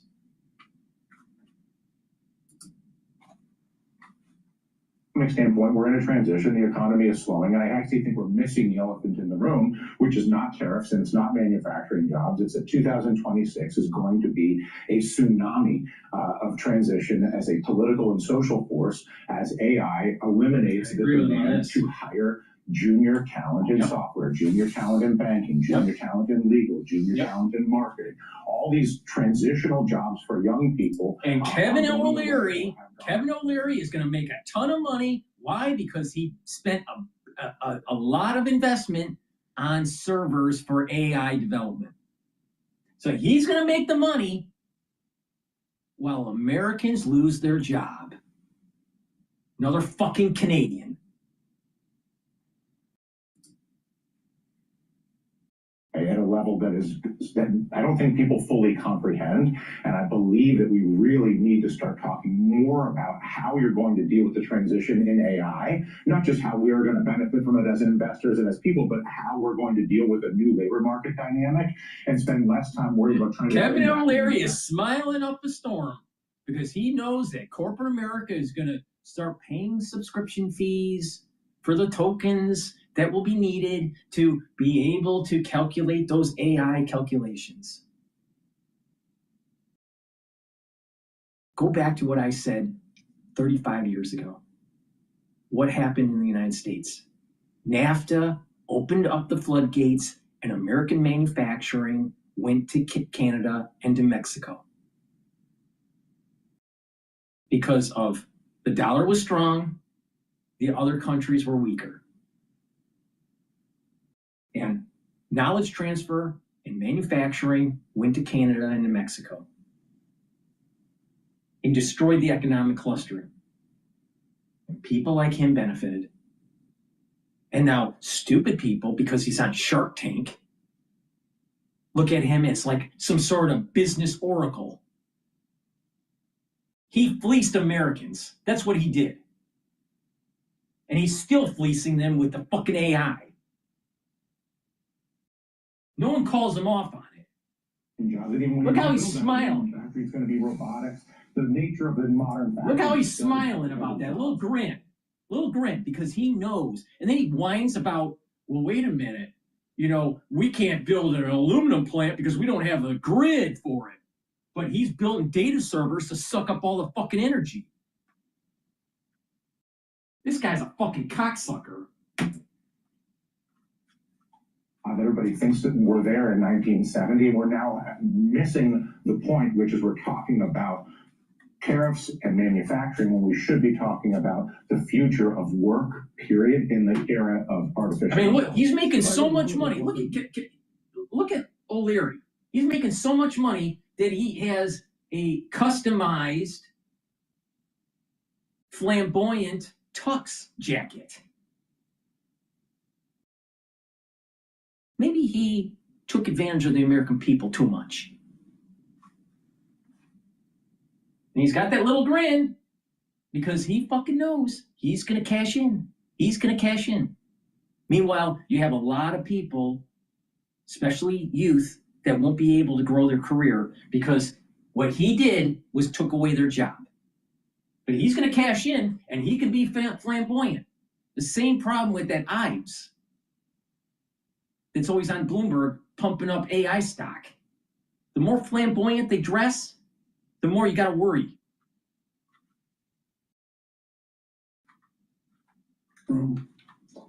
How long will it be before the average person in America with a house, a family, has to shut off the lights for 3 hours a day because he's not getting enough electricity because of all the suck up of electricity from AI and all these I'll tell you, if that happens, people are going to start hunting people down like Kevin O'Leary, and he's going to be ostracized.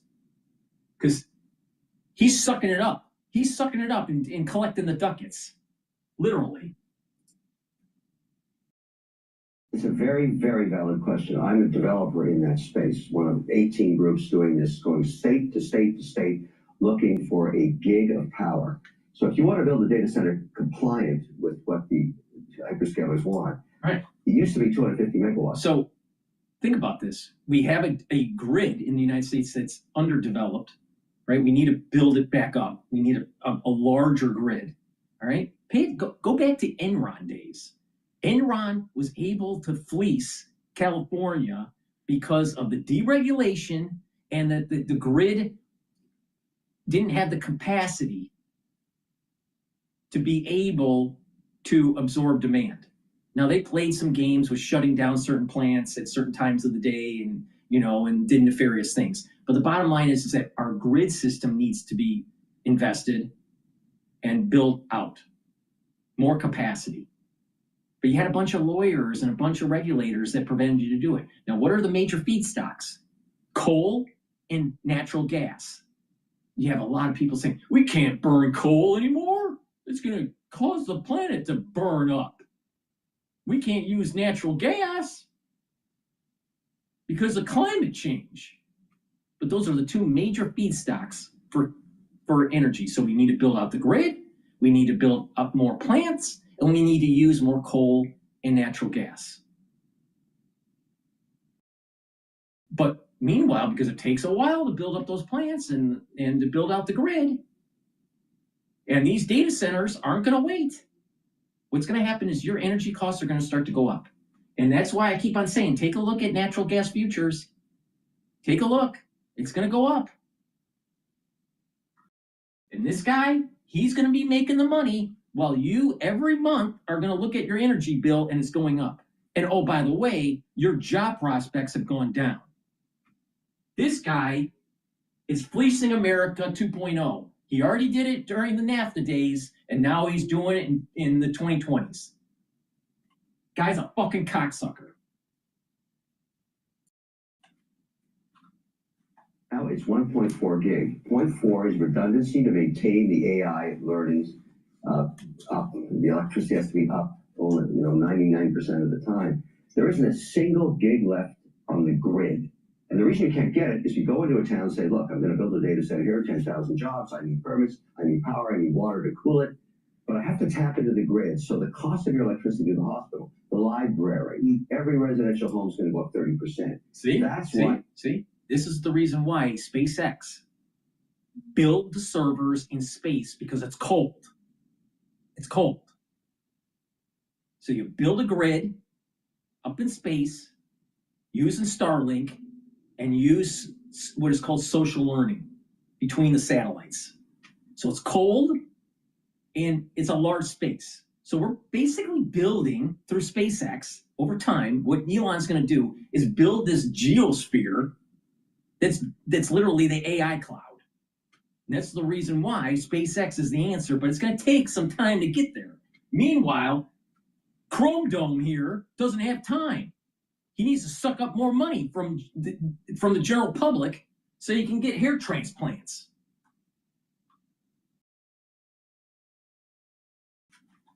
Can't get that permit. So the only way to do this now is off stranded natural gas. Now, which states have that?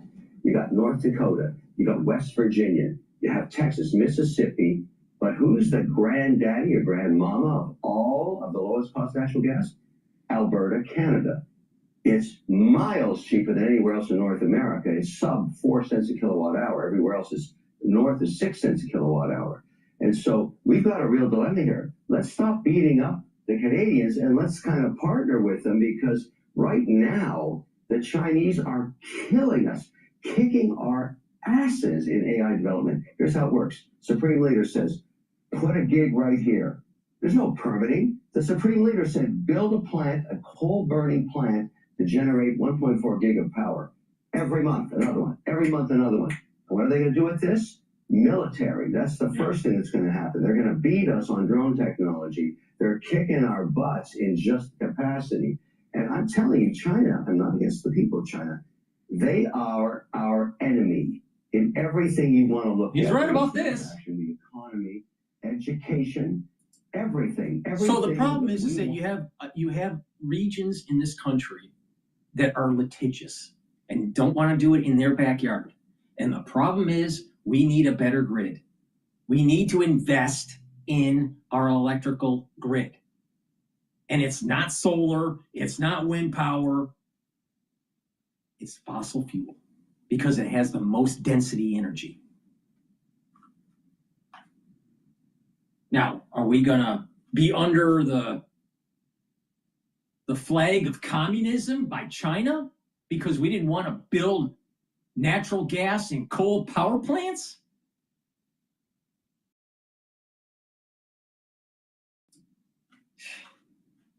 Number one act, they're coming after us. And at the same time, we're injuring ourselves by focusing, in my opinion, on all these historical discussions, whether it's tariffs or bringing back manufacturing, when we should be not only doing the natural gas discussion, but we should also be very close to putting low orbit power centers in the atmosphere. We have this, and that's not going to happen as fast as your natural gas, but there's no way that power stations don't end up off of this planet and in the sky somewhere. Right. Probably sooner than people think. But the power, without the power solution, everything. I'll tell you, SpaceX has the answer. SpaceX, Elon Musk has the answer. It's just going to take time. And this is the reason why it makes a lot of sense to buy SpaceX when it goes IPO. But you got to be careful, because the first 6 months of an IPO usually goes down, not up. But if you can wait multiple years, then just buy. And buy. Just close your eyes and just keep on buying SpaceX. Don't even think about it. It goes down, buy. Goes down, buy. And because the thing is that SpaceX will be the solution to this. Not Chrome Dome from fucking Canada.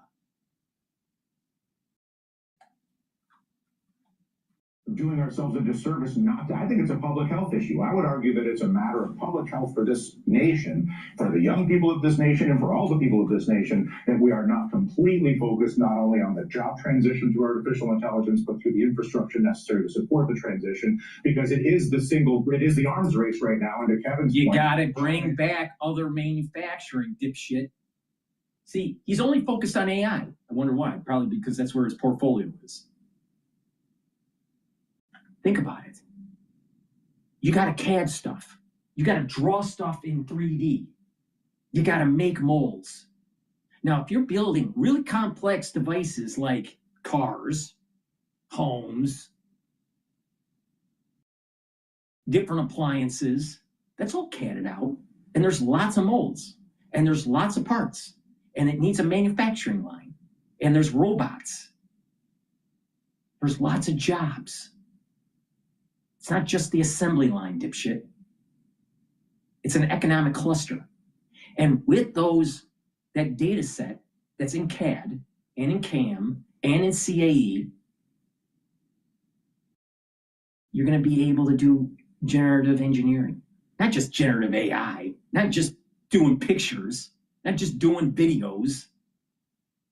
Generative AI in cars, generative AI in medicine. But you need the economic cluster. So it's not just about AI. AI is a tool, like a hammer or a screwdriver or a torque wrench. It's not the end all. It's just a tool. But they're going to make a ton of money. And look at their age.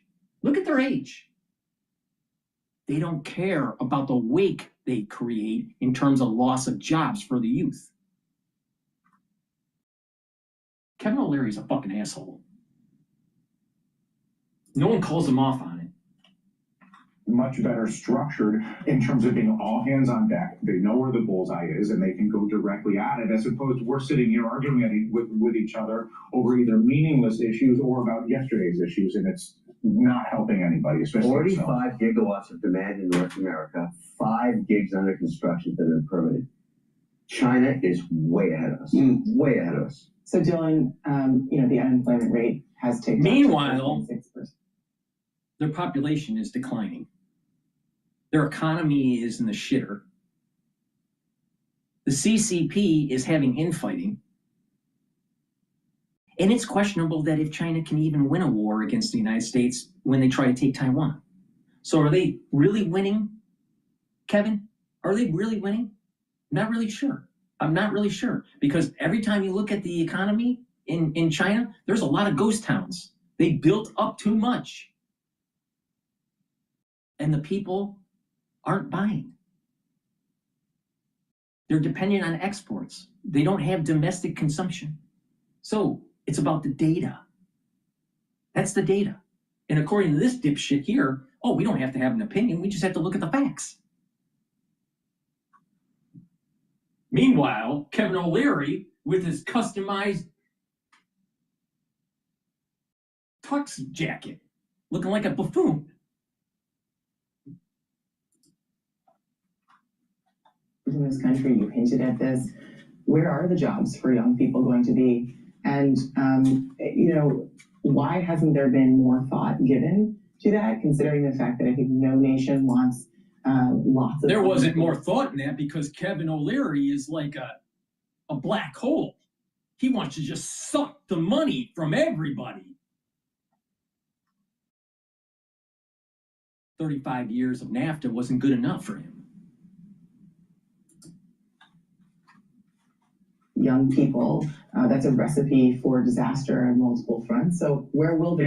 So I think two things. One, I think that the issue in terms of the size of youth unemployment that awaits us the next 5 years is so much bigger than anybody can comprehend. It's the sort of thing that it's at 10% right now. It's at 10% or maybe closer to 11%. 10% unemployment with the youth. It will go up to 25%. That's where this is going. It's overwhelming to think about it. But the obvious answer to your question is any job that it drives towards creativity and people being together. Anything that is in the business of making a thing. Anything that's in the business of interacting between people. I think live events. All right. So that's economic clusters. That's economic clusters. Trump is trying to bring back those economic clusters through the tariffs to give incentive for companies to build in the United States and other businesses are created. But when you don't have that economic cluster, you don't have those businesses, dipshit. It's all about the economic clustering. It goes all the way back to the mistake of NAFTA 35 years ago. But Kevin O'Leary made money on it. He's on Shark Tank. He must be a smart guy.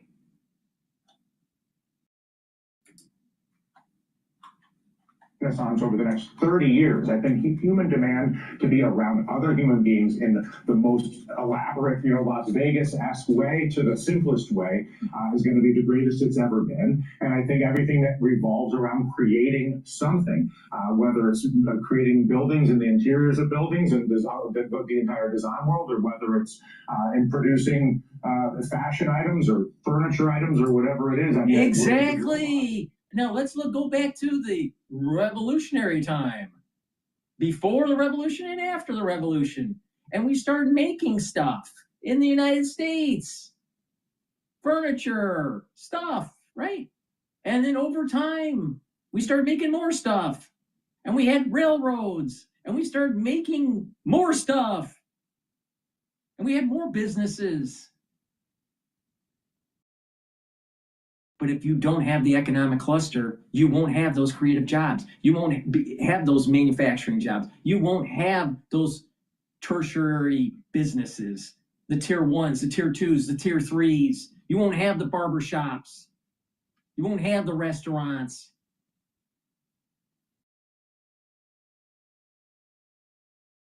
I mean, what he just said was the reason why we have tariffs, dipshit. But Kevin O'Leary's just smiling up a storm because he's counting 1 billion, 2 billion, 3 billion as he's making money on those servers.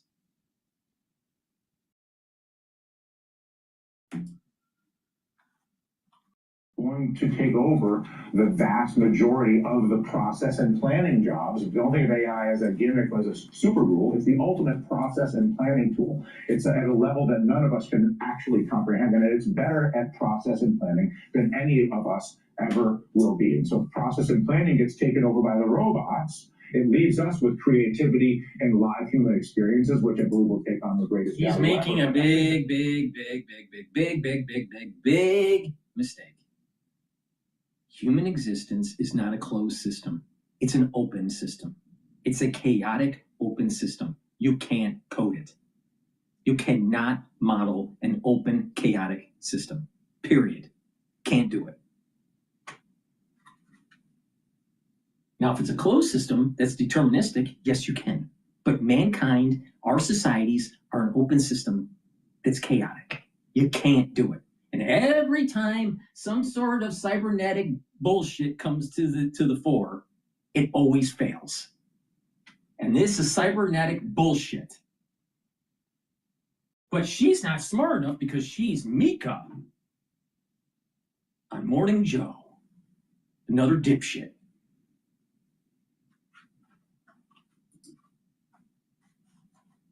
On the margin, this is one of those where you can't afford to not think about it. It's important to actually be aware of this and think about how you're going to be helpful to those around you. What a great conversation, which we need to continue. And Dylan, it's great to have you with us. Kevin, in addition to all the hats. Yeah.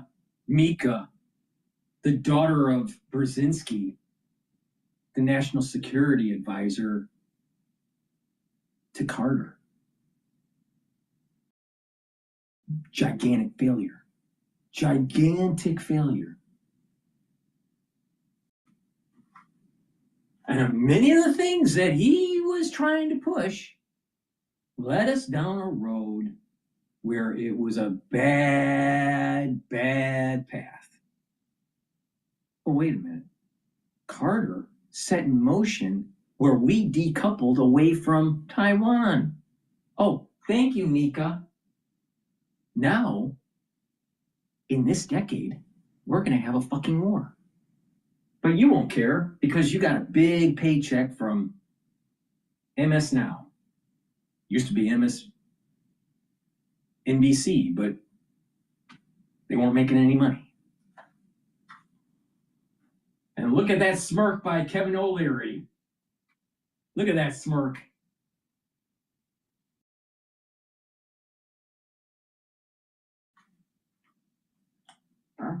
You're also making your acting debut with a role alongside Timothy Chalamet and Josh Safdie's new movie, Marty Supreme. Let's take a look at a clip. Today I choose a town to screen for colon cancer. You need colon cancer? Excuse me? You just need a prescription. Victory! Cologuard is for people 45 plus at average risk, not high risk. False positive and negative results may occur. Ask your provider for Cologuard. I can't support your mother. You're not gonna have to. If you're gonna step up. I'm gonna step up in a way you can't even imagine. Marty, I'm gonna make an offer. I gotta do it completely on my own. Every man for himself where I come from. This is how I grew up. What are you doing? I don't think you understand the stakes here. How is that funny? I get nervous laughter sometimes. My eyes broker is that mouth. Thank you so much. You know, we believe in you.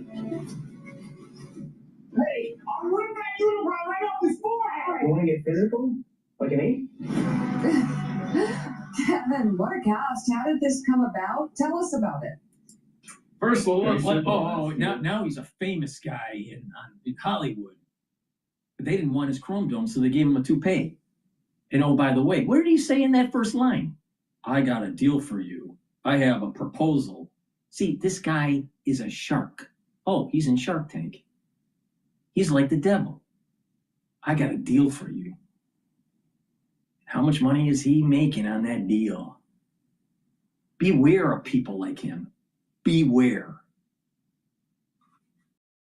And he's got that smirk. Love that smirk.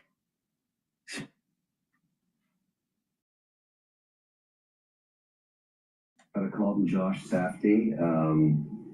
I have to tell it the way it is. He said, I've got this character named Milton Rockwell, the richest man in America in 1952, the birth of the American dream. And I'm looking for a real asshole, and you're it. And I said, wow. Yeah, he's a real asshole, all right. 25% unemployment in the youth because of people like him. And the sad thing is, with the metaphysics of this, I'm not sure if he is going to be punished for the way he is. I don't know. No one knows. No one knows what's on the other side. When you're put in a pine box and put into the ground, no one knows. I hope there's some retribution with this dipshit.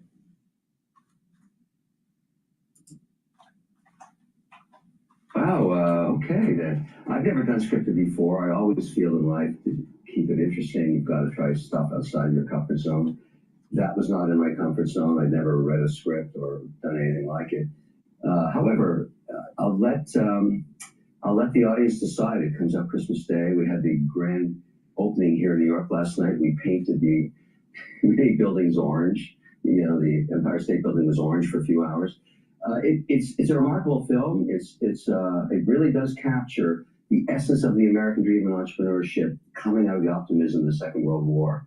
It's breathtaking. I suggest. Optimism coming right out of the Second World War. Let's see about that. All right, that was a build out of manufacturing, making a lot of homes, making a lot of cars, a lot of domestic products. Meanwhile, he wants to throw that all away. I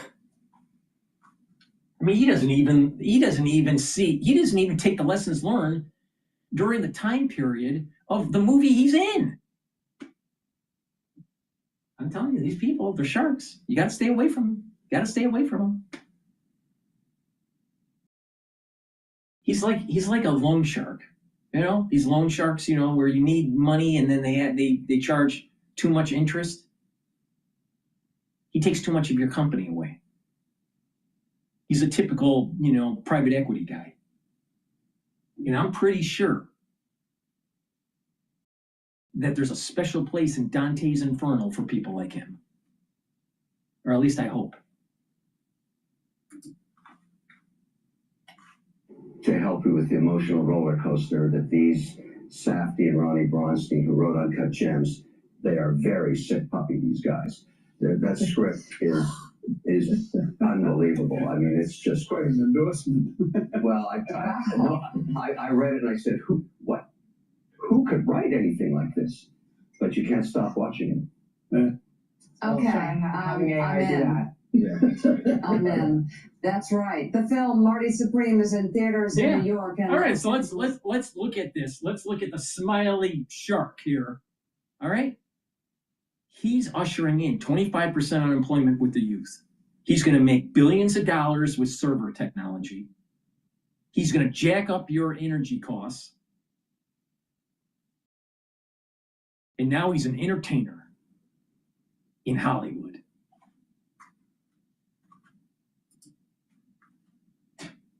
Weekend, it opens nationwide, as Kevin said, on Christmas Day. Kevin O'Leary, thank you as well. Unbelievable. All right. Please go to my store, the-studio-reykjavik.com, and help support the work that I do and get the great products that I offer. So we can have these free videos and you can get an unvarnished opinion about what's going on in the world. And I think that I have a lot of wisdom in what I just said. If you really pay attention to what I just said, there's a lot of wisdom in it. You may not like my choice of words, but I don't give a shit. Please go to my store, the-studio-reykjavik.com, and get the very high quality deodorants. You can get it in peppermint, lavender, and tea tree, and also in citrus. These are for males or females. It's a dual purpose deodorant. All right? I'm going to tell you how to improve your health. Kevin O'Leary is taking your jobs away and jacking up your energy costs. By using this deodorant daily, it's also going to help to detoxify your body. That's going to help your immune system and your endocrine system. And when your immune system and endocrine system is in homeostasis, you're healthier. This is made from essential oils from the Himalayas, very high quality ingredients. So please go to my store, help support the work that I do, and get the deodorants. In addition, because of the winter season, you better start preparing for Sub K, all right? Get the structural nano silver drops in cherry, in blueberry, or in honey and lemon. Very high quality. The moment you have that throat irritation, take them right away. You can also use them prophylactically if someone around you is not feeling well. The moment you have that throat irritation, it's important to mitigate it right away. It's very powerful stuff. Use them when you need them, but be prepared. Be prepared. Have some at home, have some at work, get a few bags for your household. This winter is going to be a bit problematic. If you've been paying attention to the news, things are floating around. And by the way, don't go to the Marty Supreme movie. Do you really want to support Kevin O'Leary? He's already taken your jobs away.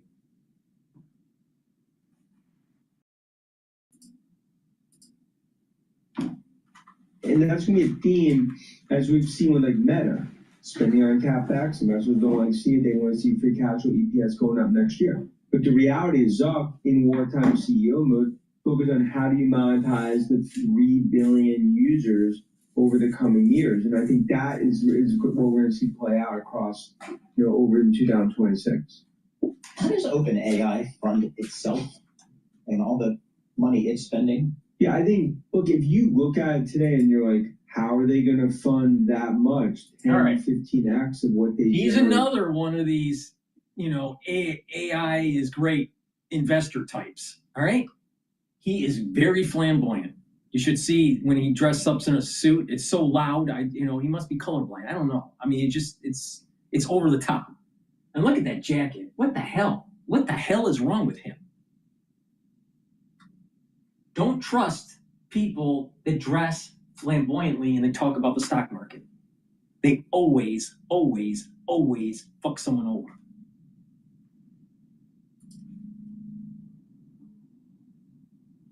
See, Paul, my view is you're going to look at a company over the next 5 to 10 years that the revenue and the monetization opportunity is probably 4 or 5x what they've already committed to.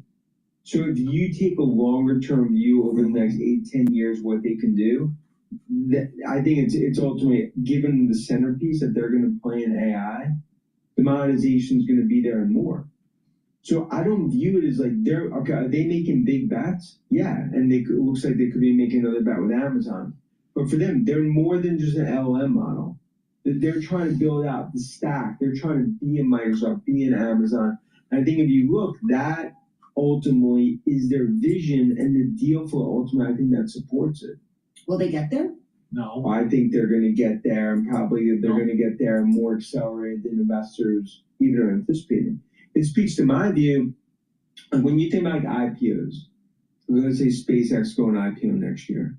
If I told you 2 years ago SpaceX is going to go IPO, you'd be like, well, no, I'm just giving all the depth. You go back, like me and you've talked about, if you go back earlier this year, New York City cab drivers bearish on Google, AI destroying their business model, DOJ is going to break them up. Right now, they're just going through a gut check moment. But when you look at the AI revolution, for the first time in 30 years, U.S. is ahead of China when it comes to tech. This is the time to go mode, fifth gear, not the time to be right lane going 45 miles an hour. And I think that continues to be sort of the issue right now in terms of what we see with tech. And investors clearly are a little sort of wheezy relative to what we see play out. It seems like Elon's got his mojo back. Tesla back to an all-time high. Again, SpaceX valuation, the valuation numbers out there are just extraordinary. Never mind what's happening with Tesla vehicles. Exactly. So what is, that goes right to your point, what is the Tesla story these days? But discard, that's what you did talk about. Like to your point, it's like, okay, because it's like ultimately deliveries and vehicles that fund the business. And then anyone that's in the stock today, it's all about autonomous and robotic, because the view is like, look, when it comes to physical AI, the two best physical AI plays in the market, it's NVIDIA and then it's Tesla. Now, is this a gut check moment for them? Of course, they got to show 30 cities, you got to need robotaxis too. You need to have actually volume production when it comes to what we see with cyber cabs. But in my opinion, this will be a historical year for Tesla. Like I think at the end of the year, Tesla base case 600, bull case $800. Okay, you are notoriously bullish on all things AI. What worries you, Dan? What makes you pause? What makes you think maybe we won't get there? Look, the biggest thing that worries me, it's not articles that talk about, Oracle, they're going to be able to build out data centers. It's not circular financing. My biggest worry, it's energy. Because the reality is like China is way ahead where the U.S. is when it comes to energy, nuclear build out. Right now, 3% of companies have gone down the AI path in the U.S. When you get to 20%, it's not enough energy. So, and I think nuclear is going to continue to really be the answer. But that's the biggest thing that stops us is purely the energy. All right, let's get to some important stuff. Matt Campbell, new Penn State football coach. Do we like him? I think we got a dog right there in terms of Campbell. I think he's exactly. Why didn't he say anything about, well, wait a minute. Nature has a solution. You have billions of neurons, 100 billion neurons, 80 to 100 billion for a human being, all right? So let's just say 100 billion neurons, and they're connected in certain ways, and they're developed over time based on experience and environment and during the adolescent wiring. But you don't need a nuclear reactor to power your brain. You just have to eat a sandwich. So the human body in nature, through all these different species, have developed means to be able to conduct calculations, to think, to process, to move with very little energy relative to a big server farm for AI. So the way they are calculating is not efficient because they're not doing it the way the human body's doing it. Now, people would say, well, it's a neural network and the neural network is similar and blah, blah, blah. But it's not the same because you're using more energy. It would be the same if you were taking these dendritic connections and you had about the same amount of energy.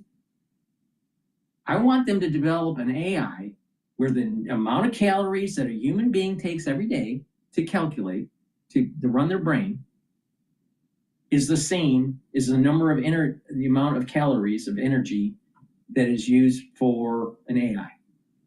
They can't do it. They can't do it yet. So, Mr. Flamboyant, Ives, he didn't bring that up.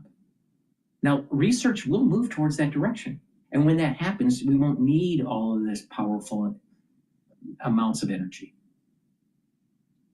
The Holy Grail isn't some super AI. The Holy Grail is figuring a way to process at the same calorie intake that a human being has. We're not even close to that.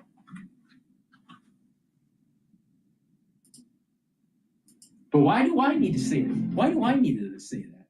Why can't I say that? Why can't he? Why? Is it because he's spending too much time at figuring out how flamboyant he's going to look?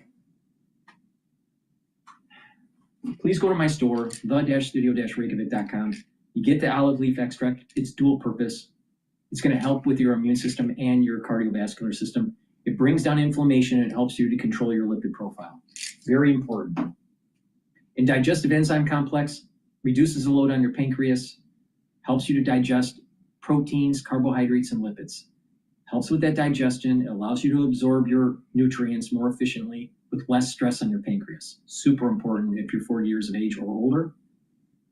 Digestive enzyme complex also has bromelain in it, which helps to break up clots, and the proteolytic enzymes in digestive enzyme complex will help to break up glycoproteins. That's the reason why I said to take digestive enzyme complex during the crisis that we were in 2020, because it broke up glycoproteins, spikes. Ooh, amazing how that works. Should be taking this, especially if you're worried about the inoculation.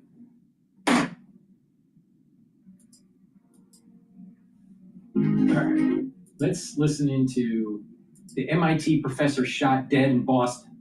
This is live now. I guess there's a little bit of an update. Covering another developing story coming in out of Massachusetts, the Boston area here. I want to pop this up on your screen to give you a look at what we're talking about. Now, about 50 miles away from Brown University in Brookline, Massachusetts, there is this other high-profile homicide investigation that's been launched after an MIT professor was gunned down in his own home, with the shooter still on the run as of this morning. The Norfolk District Attorney's Office confirms Nuno Loureiro, a 47-year-old physicist and fusion scientist, was shot Monday night at his home near Boston.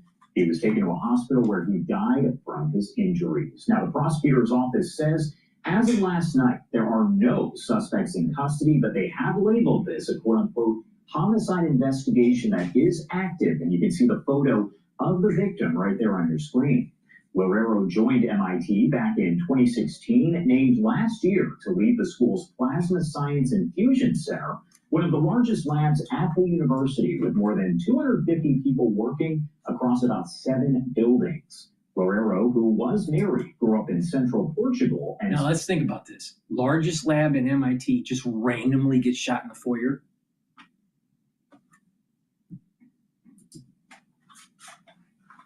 In Lisbon before earning his doctorate in London. That's according to information from MIT. Now, the school's saying he was a researcher at an institute for nuclear fission before joining the university. The FBI asked whether this shooting could in any way be connected to the Brown University attack. The agency explaining, as of now, it knew of no connection between the crimes. A Boston University student who lives near the professor's apartment in Brookline told the Boston Globe that she heard 3 loud noises Monday night and was worried it was gunfire. The U.S. ambassador to Portugal expressing his condolences online, saying, quote, "It's not hyperbole to say MIT is where you go to find solutions to humanity's biggest problems. Fusion energy will change the course of human history," end quote. Again, this is an active homicide investigation. We will keep you updated here as we get additional information from the investigators involved. We do have to step away for a quick break here at 9:15 on the East Coast and 6:15 on the West Coast. My name is Josh Breslow. You're watching Live Now from Fox. All right. This season on Pluto TV. Let's listen to Bloomberg. Take that to get a sense of kind of how big this business could be for them. Yeah, so Caterpillar's backlog for the enterprise is at a record level, and it just continues to, set new records with each passing quarter. Wow. In terms of their actual power generation business, no, they keep that pretty close to the vest, but it does extend multiple years. And the fact that they're making, essentially more than doubling their large engine capacity through the end of the decade, just I think lends support to they have very good visibility for several years out. And same thing, I would allude to as Cummins as well. They have very good backlog visibility in terms of their power generation business. And then you throw on, the cyclical recovery that we should see in these businesses. It's a pretty favorable setup, not only for 26, but beyond. All right, you mentioned the other part of the business, or a different part of the business, that one that focuses on the agricultural sector of the economy. We know the farmers in a really tough spot these days, and when they face financial difficulties, they're not buying Deere tractors and things like that. So what's the outlook there over 26? Yeah, right now we anticipate that the large ag market here in North America will be down another 10 to 15% in 2026. So this is going to mark the third year of a downturn. And really, to put things into perspective, assuming we're down another, double digits in 26, volumes are going to be at the lowest level in more than 4 decades, as long as we've been tracking the industry. So I do think there's pretty high degree of confidence that this will mark the trough of the cycle. And we actually think that downside risk is probably limited here and relative to a lot of the other sectors that we cover. The problem is, farm fundamentals still remain quite weak. Crop prices are still low. While the government still continues to, hand out additional aid payments, farmers historically don't use this to go out and spend on new machinery. But we think really the bigger overhang here is still the lingering export market uncertainty. We did have a U.S.-China trade agreement. I think farmers are really just going to take a wait-and-see approach. And until we get tangible progress on, China executing on some of these purchase orders and commitments, I think farmers are just going to be hesitant to go out and spend on equipment. When we do see that come to fruition, hopefully then you'll start to see a rebound in crop prices, and then maybe we can become a little bit more constructive on the equipment outlook there. So just to put a bow on that, Chris, we got about 30 seconds left. What is the export market for the U.S. farmer generally on average, and what is it today? Yeah, so we export the vast majority of, particularly our row crops, soybeans. China is still the largest buyer of our beans. We do send a lot of corn to Mexico and Japan as well. But those big row crops, corn, soy, wheat, that's what really drives farmer profitability. It's more than half of U.S. crop cash receipts. And we need to start to see some kind of a rebound there before I think we become a little bit more positive on the outlook. All right, very good. Good stuff as always. Chris Cialino, Senior U.S. Machinery Analyst for Bloomberg Intelligence, located down there in our Princeton, New Jersey, HQ. All right. CNN did a clip about the Vanity Fair piece with the Trump administration, so let's listen in on that.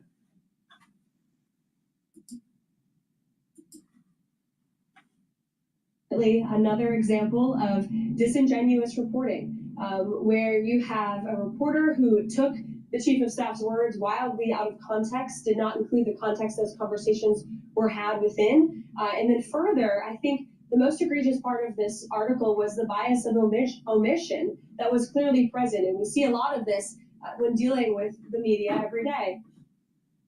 Well, again, Chris Whipple is with us tonight, and we'll certainly ask him to address those complaints. First, though, some of what Susie Wiles said. Quoting from the piece, Wiles said Trump has, quote, an alcoholic's personality. Brought to you by CNN, I mean CIA. Anderson Cooper.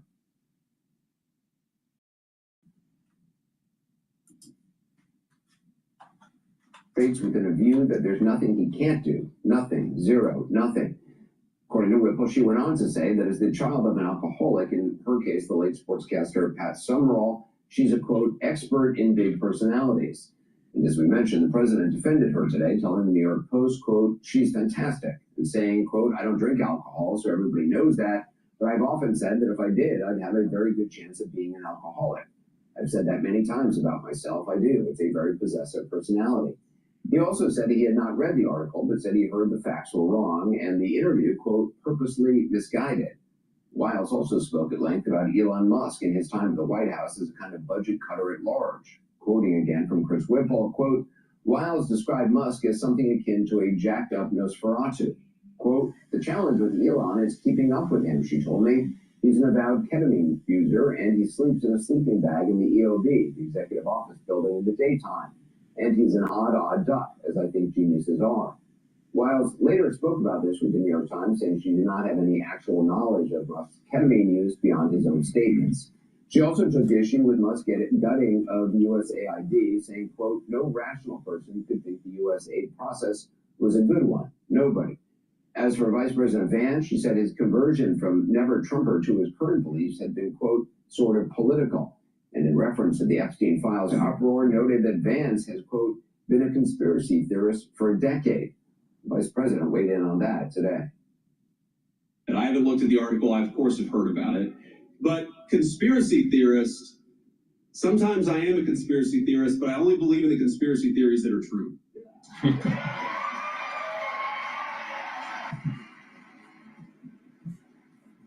And by the way, Susie and I have joked in private and in public about that for a long time. Well, speaking of the Epstein file,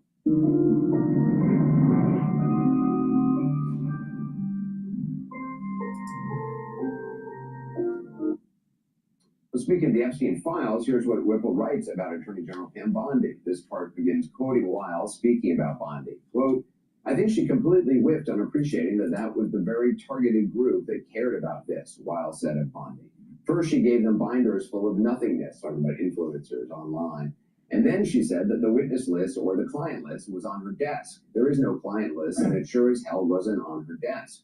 The Attorney General reacted online. She neither confirmed nor denied that Wiles said that about her, calling Wiles her friend and saying, quote, any attempt to divide this administration will fail. Wiles also told Chris Whipple that the president was wrong when he claimed that former President Clinton visited Epstein's private island, saying, quote, there's no evidence, unquote, that those visits happened. As for the current president, Whipple writes, quote, Wiles told me she'd read what she calls the Epstein file, and she said Trump is in the file, and we know he's in the file, and he's not in the file doing anything awful. Wiles continues, saying, they were, sort of young, single, whatever. I know it's a passé word, but sort of young, single playboys together. Wiles also gives her take on the president's motivation for targeting Venezuelan small boats, 3 more in the last 24 hours. She says, quote, he wants to keep on blowing boats up until Maduro cries uncle. And people way smarter than me on that say that he will. Wiles also tells Whipple she thought she had what she called a loose agreement with the president to end his campaign of retribution against his enemies after 90 days, which did not stick. And she addressed her boss's recent habit of snapping at female reporters like this.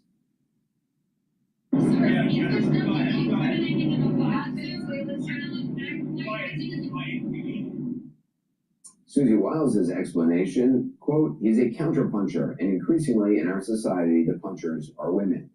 Joining me now is Chris Whipple in his first broadcast interview since his 2-part Vanity Fair piece landed. He's also the author of the New York Times bestseller, The Gatekeepers, How the White House Chiefs of Staff Define Every Presidency. Chris, thanks for being with us. Great to be here. A lot to talk about. First of all the things Susie Wiles told you, what surprised you the most?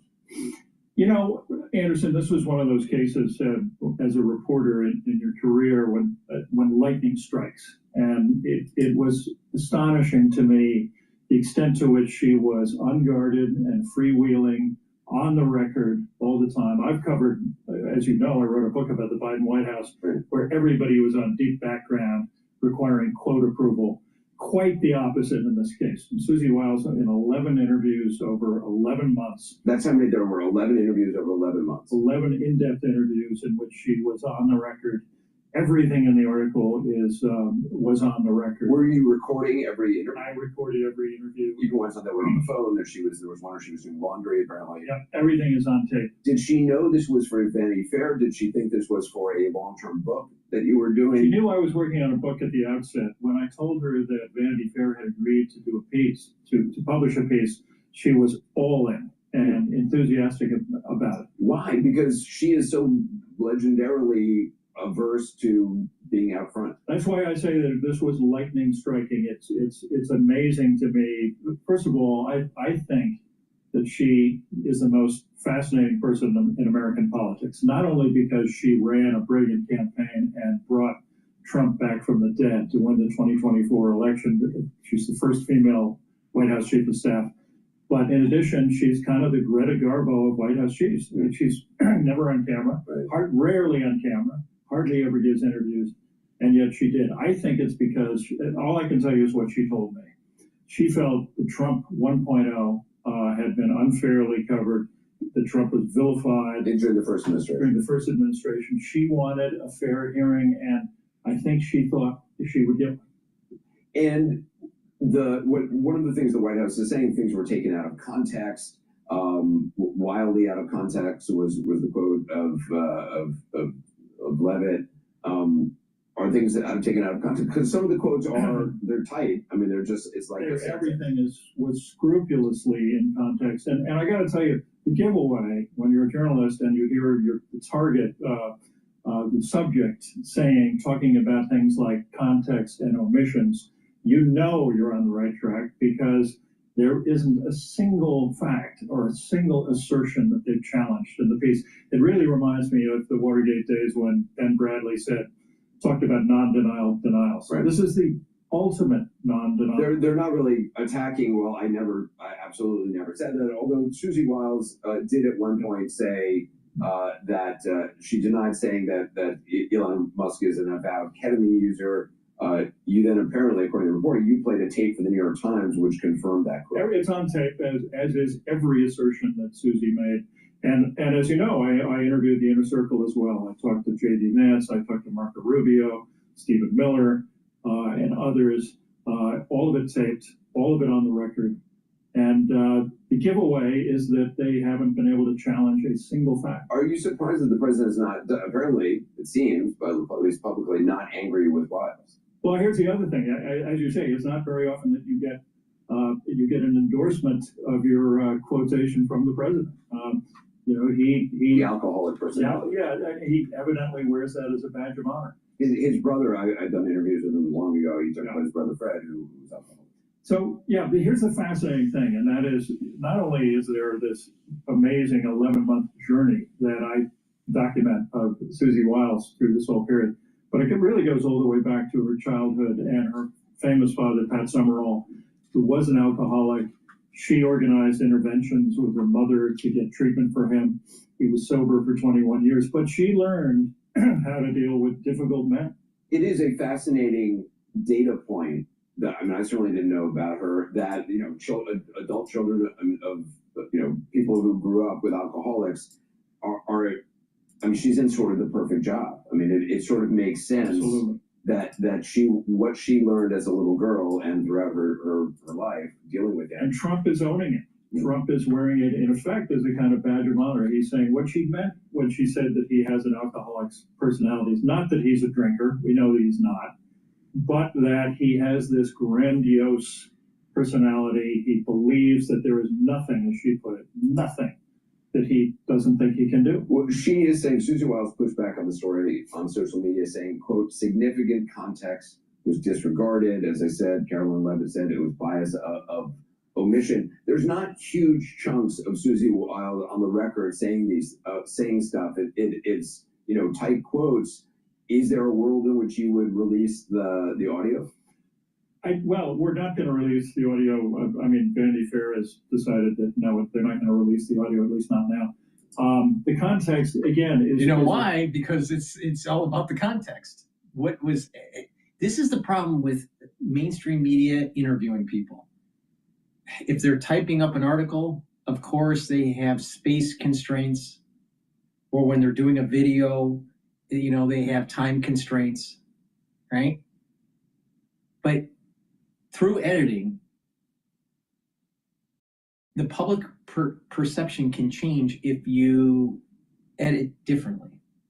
If you don't have the context before and after the actual statement, you may get a different interpretation. All right? Now, what they're trying to do is to see if the administration will say anything that will trip them up, and then they'll release a video saying, oh, we have something that says something different. What Susie should just say is just release the audio before and after the comment so you get full context.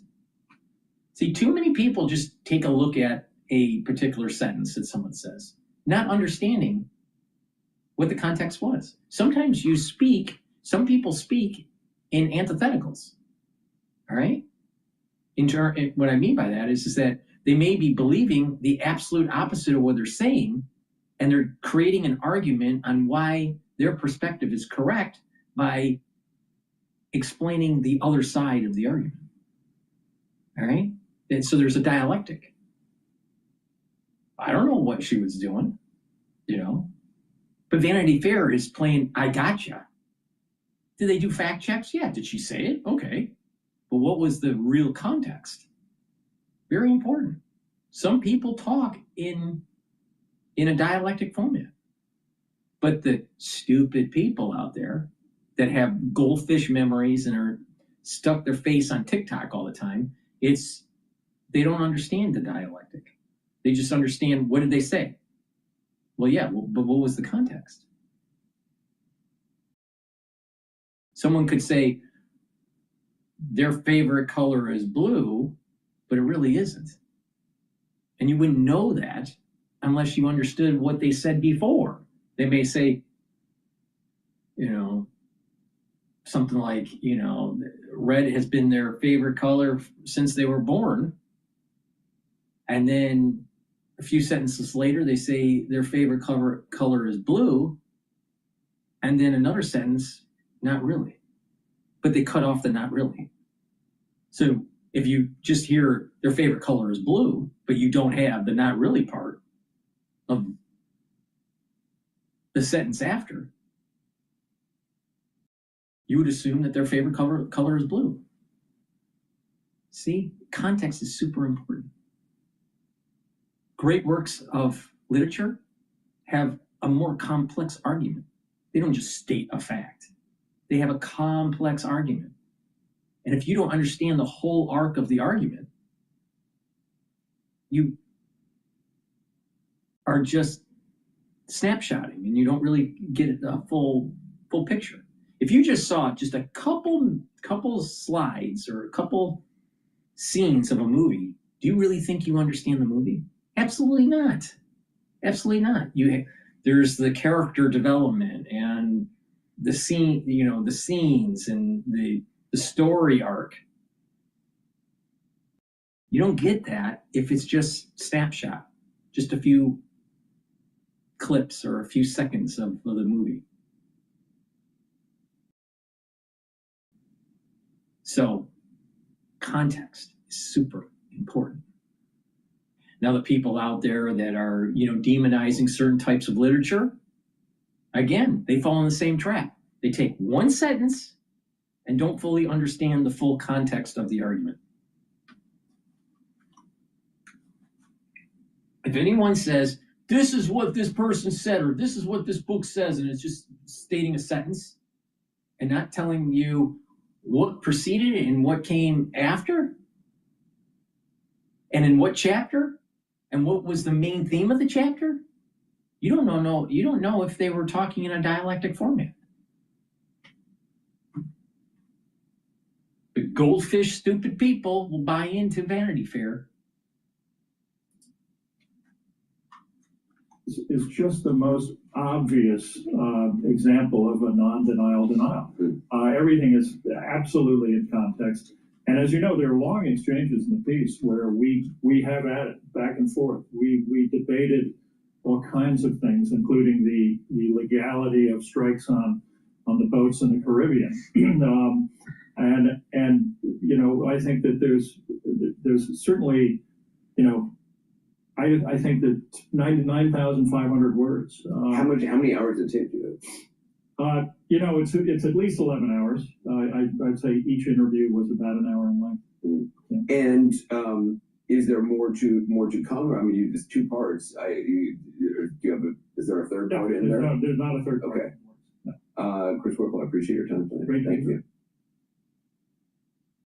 Your dream cruise, it might just be free. Context. It's all about context. There's no way you're going to take 11 hours of interview and boil it down into a hit piece in Vanity Fair and get the full context. Please go to my store, the-studio-reykjavik.com, and get the multivitamin. This is easy to digest. It has the multivitamins that you need for proper enzymatic activity to help with your cellular processes. Super important to take. It's easy to digest. It's a very high quality vitamin. Please go to my store and get it. And get the probiotic. You can get it in the veggie cap form or in the powdered form. This is the powdered form. I use the powdered form because I take a lot of different powders to mix with my lunch as part of my protocol. But take a good probiotic every day. That's going to help with your absorption of your nutrients, improve your gut biome, improve your immune system at the gut level, reduce inflammation, help with skin health, also help with brain function. You'll sleep better and help with your metabolism. Please get the probiotics that I have on my store. Take it with the multivitamin. And lastly, Boomer Boost. 68 nutrients, has a very comprehensive compound profile shown on the screen. Take it every day. This is a month's supply. What this will do is improve your brain function, help with your cardiovascular health, help with musculature, help with your metabolism and your energy levels. And by taking this on a regular basis, you're going to slow down the aging process, control your glucose levels, your A1C levels, slow down the aging process, boost up the immune system, help with your endocrine system. It's very powerful, and it's part of one of the pillars of my anti-aging protocol. What's the protocol? What's the core? Foundation, the probiotic, and the multivitamin. Then the first pillar, Max 35 or cleanse to boost up the immune system. Second pillar, C60 to soak up free radicals. Third pillar, turmeric, ashwagandha, and lignans to boost up your immune system. And the fourth pillar, the Boomer Boost. Rev up that metabolism and your energy levels. This is going to be a steady burn of energy. And you're going to notice the benefits of this within 72 hours of taking it. 72 hours and you will notice the benefits of it. You do this on a long-term, regular protocol, and guess what? You're slowing down the aging process. So please go to my store, the-studio-reykjavik.com.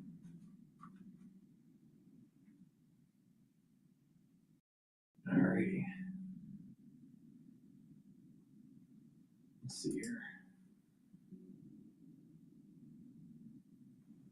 California collapses. Let's listen to Cash Jordan.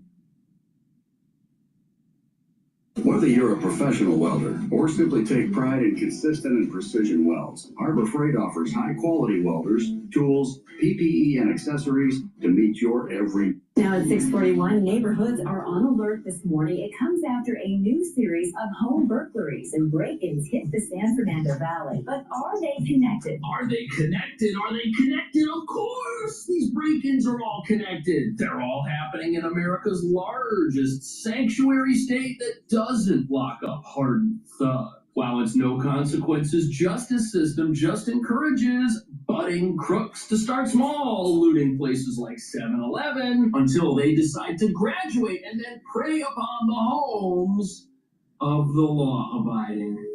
No arrests have been made. Of course, neighbors, they're worried. They're getting really frustrated because despite safety measures they're taking, it looks like these break-ins are still happening. I haven't got hit yet, but it's scary to know that could be next. It's getting worse and worse. That's a problem. I have little kids. It makes me worried about leaving them at home. You're watching a burglary in progress as thieves drag a safe out of a Granada Hills home. LAPD investigators believe the same suspects are part of a burglary crew responsible for at least 20 home burglaries in the San Fernando Valley. The I-Team's analysis of home burglaries reported so far this year shows slightly more of them happen on Wednesdays and Fridays, and many take place in the evening. Some of these where people are, where residents are actually at home, which is what we would consider home, which becomes much more serious. Take a look behind me. This is just for the neighborhood. There's one on the other side of the community. And after today, I had one neighbor told me maybe we need a third. This is on top of their personal cameras, their personal security systems. Nevertheless, the break-ins continue.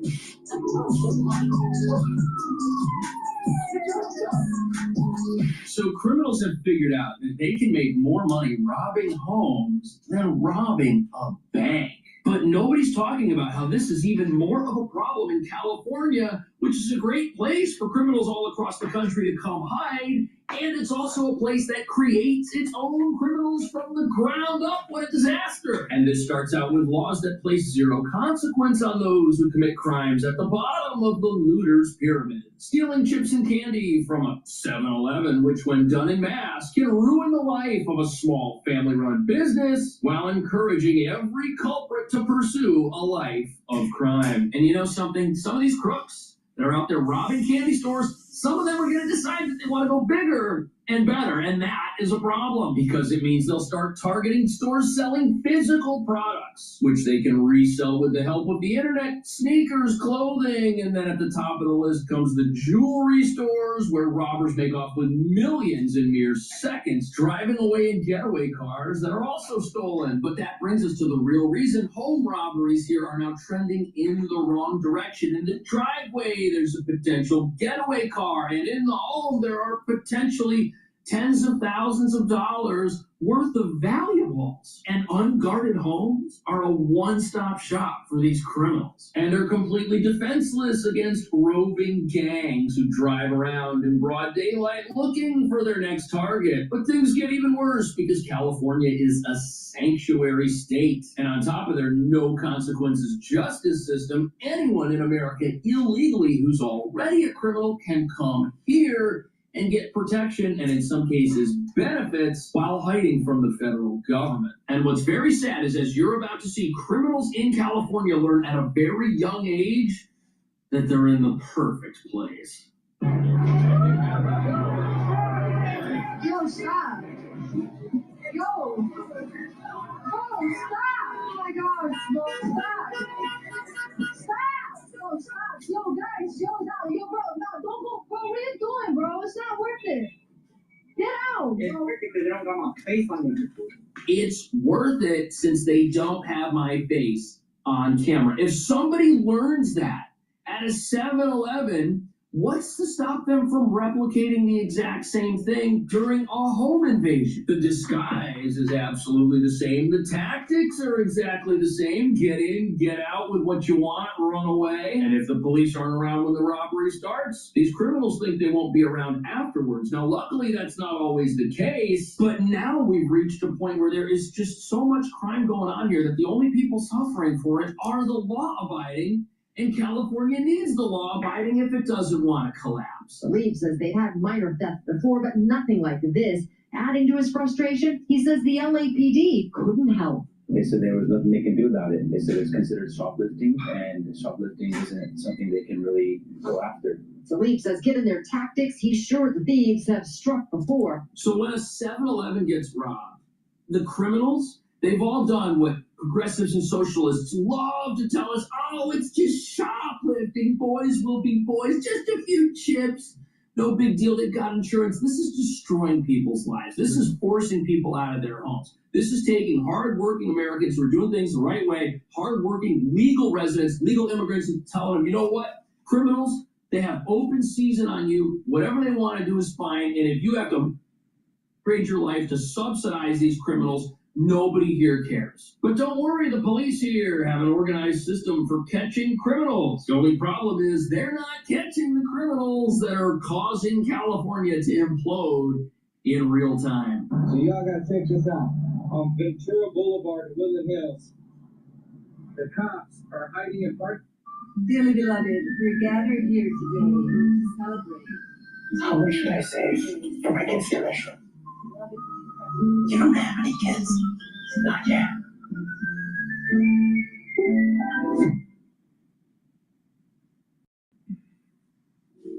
Orladeyo Berotralstat is the first and only oral therapy designed specifically to prevent attacks of hereditary angioedema, HAE.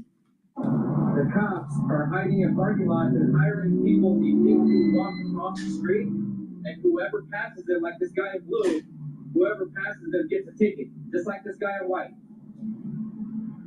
That is illegal. Look at these two. And then whoever passes them, they get pulled over. Look at the cop.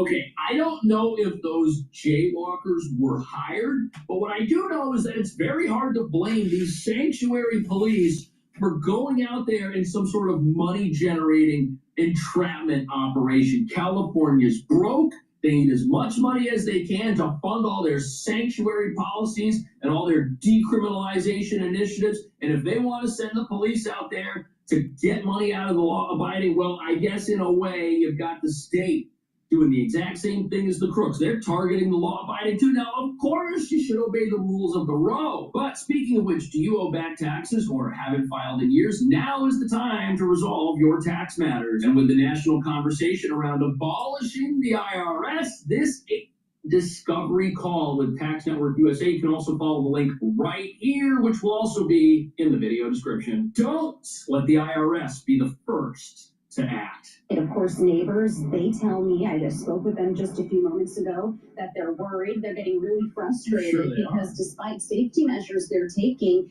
it looks like these break-ins are still happening. Take a look at this home. This one was hit at least 2 times Crazy. now, despite all of those cameras you see outside of the home, on the home as well. And like I said, What good is cameras, though? You know, we've all got these cameras, and I understand why they're there.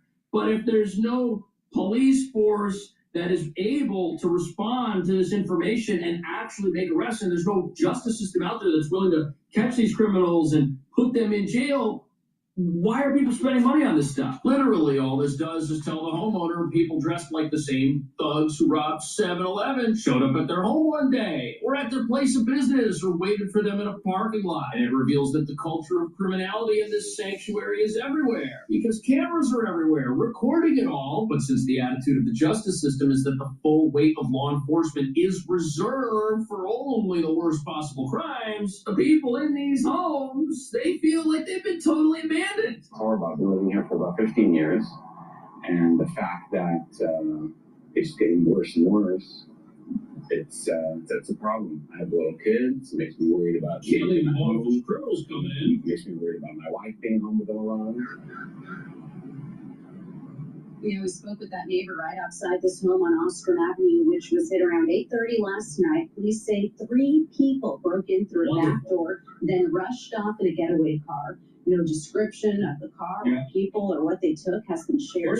No one was home, but get this, the same home was hit in July, and someone was home then. So this same home has been hit multiple times over the last year. It keeps getting robbed. Criminals keep coming back, and they don't even care if somebody's home. They don't care if somebody's there who tries to stop them. That is frightening. These criminals, they feel entitled to whatever's in the house. That's why they keep showing up. And when they look at these homes, they see a payday. They see today's agenda. And this one guy says he's worried. He's got small kids. He's been there for 15 years and things keep trending in the wrong direction. What can you tell him other than that it's time to move? What are his options if the neighborhood he's in is trending in the wrong direction and nothing is intervening? Well, as you're about to see, some of these residents think they've got a solution, but it's not really working. Yes, Colleen, if you want to get an idea of just how serious the neighborhood is about their security, take a look behind me. This is not attached to any particular home. This is just for the neighborhood. There's one on the other side of the The place is community. a And crime after scene. today, I had one neighbor told me maybe we need a third. This is on Oh, they top of need their more. personal cameras, their personal security systems. Nevertheless, the break-ins continue. Oh, they 3 continue. homes in the area targeted yesterday. This is what I mean about God, country, and family.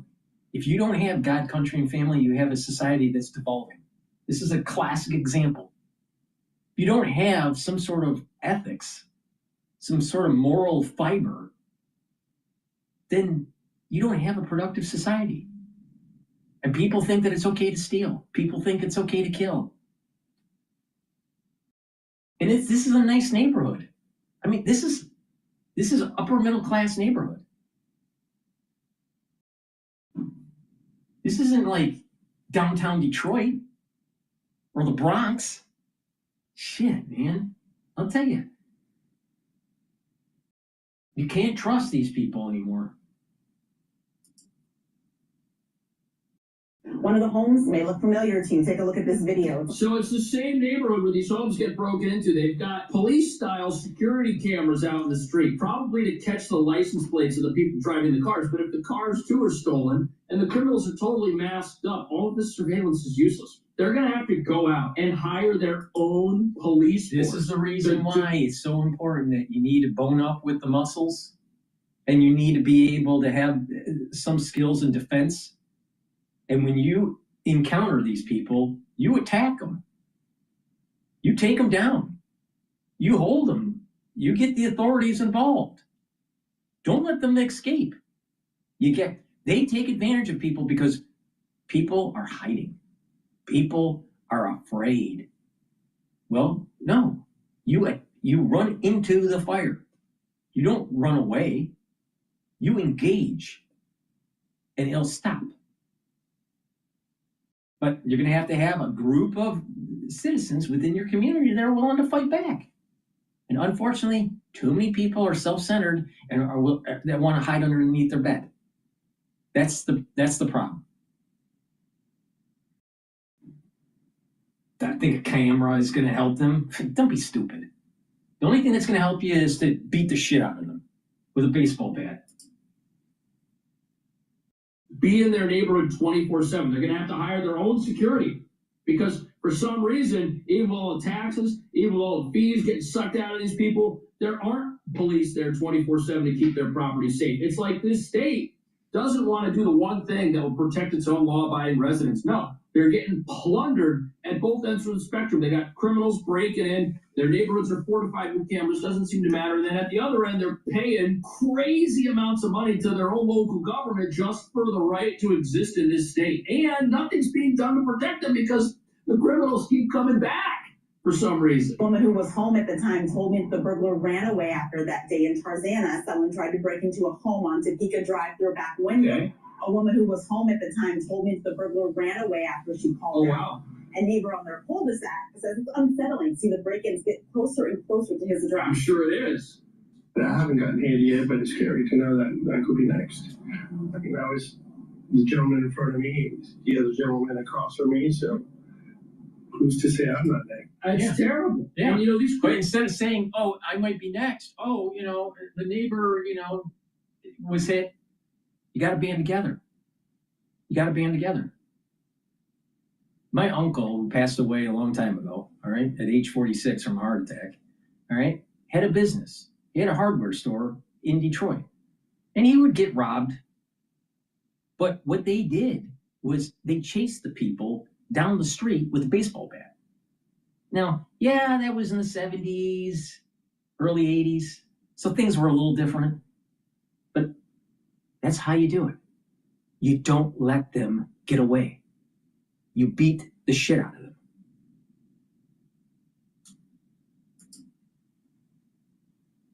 They probably have a map at home of the street, and they're probably checking off all the homes that they've hit. This is so terrible, and I feel so bad for these people. But, what we just heard right there is that one homeowner tried to break into a home, and someone was there. And the fact that that person was there and called out was enough to scare away that particular criminal. Not all criminals care about that. And my uncle was from the Navy, all right? He was in demolitions. So, the thing is that we don't have a society that's willing to fight back. It's time. Don't let them steal. Don't let them to take your property. Don't let them, take over your streets. You got to push back. You have to push back. Because if you don't, they'll take advantage of you.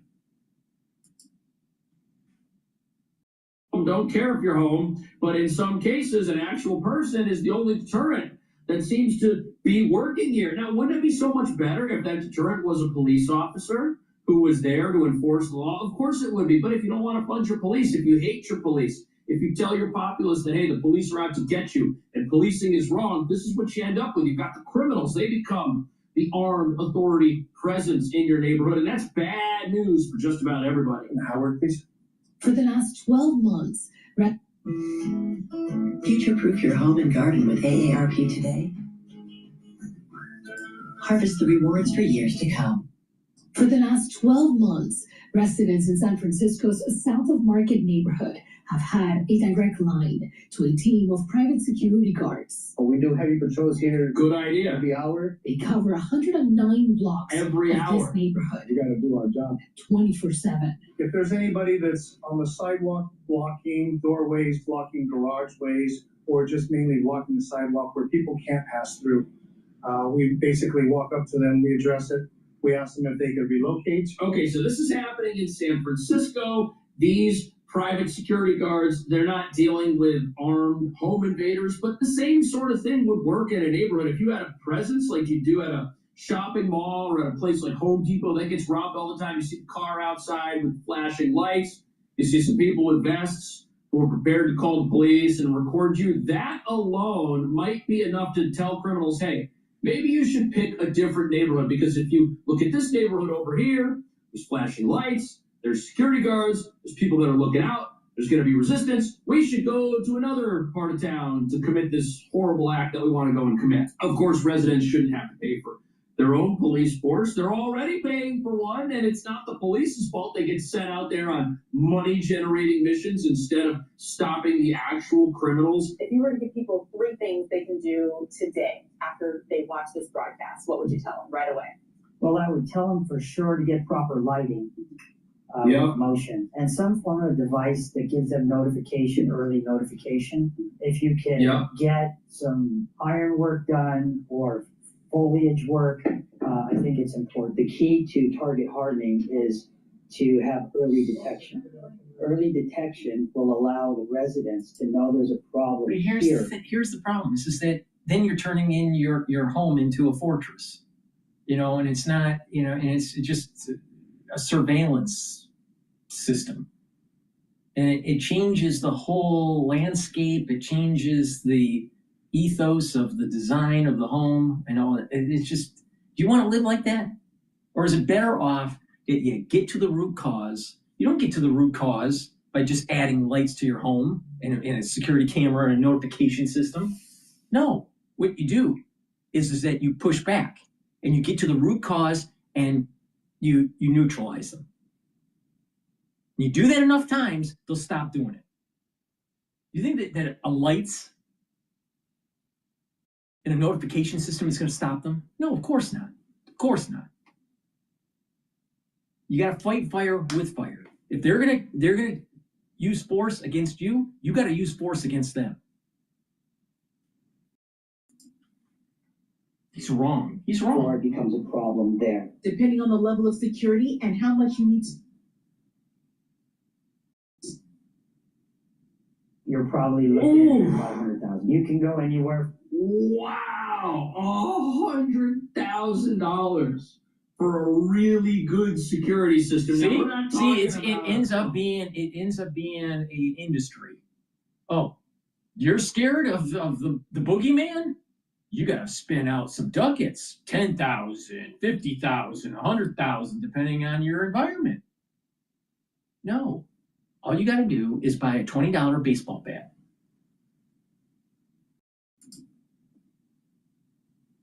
$15 Wi-Fi camera from Amazon that the thieves can easily jam or reach up to and manipulate. We're talking about, the kind of security you have at a bank, but what an expense. And the problem is it doesn't even guarantee much. If the getaway car is stolen and the criminals are all masked up. And the police say, well, you know, we won't be able to catch these guys until they commit a whole bunch of crimes and eventually get sloppy. I mean, how many homeowners are going to have to be in a position where they get totally cleaned out? A whole bunch of them, unfortunately. To me, the solution for this is simple. If people get caught committing a crime at any level, there needs to be a consequence that is so bad, they say to themselves, you know what, I don't want to go out and do that again. And I'm going to tell all my friends how bad my experience getting locked up was so that they don't go out and pursue a life of crime. We're making it too easy in these places like California and New York where I live for somebody who does something terrible to get every excuse possible placed upon them. Hey, they were just stealing chips. What's the big deal?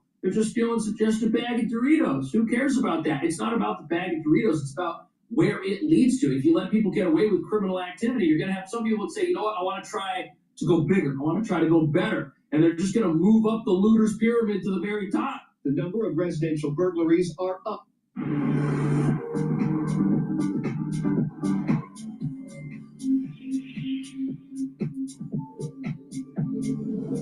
The number of residential burglaries are up by about 4% compared with last year, and they now represent more than half of all break-ins reported to police. The team's analysis of home burglaries reported so far this year shows slightly more of them happen on Wednesdays and Fridays, and many take place in the evening. Some of these where people are, where residents are actually at home, which is what we would consider hot. So this video has some statistics from 2024, and it shows that thieves are basically figuring out that if they want to maximize their criminal activity, they should shift to home robberies instead of businesses. That's the title right here on the screen. And criminals are figuring out, hey, look, if we go to a home, there could be stuff inside that home that is just worth so much more money than what we could steal at an actual business. And the response level, it's not going to be there. There's a lot of homes. There's a lot of homes out there. And you know what? All we got to do is find one where nobody's watching. And according to this report and a lot of these recent crimes, they take mere minutes. People are in and out. They know what they're looking for.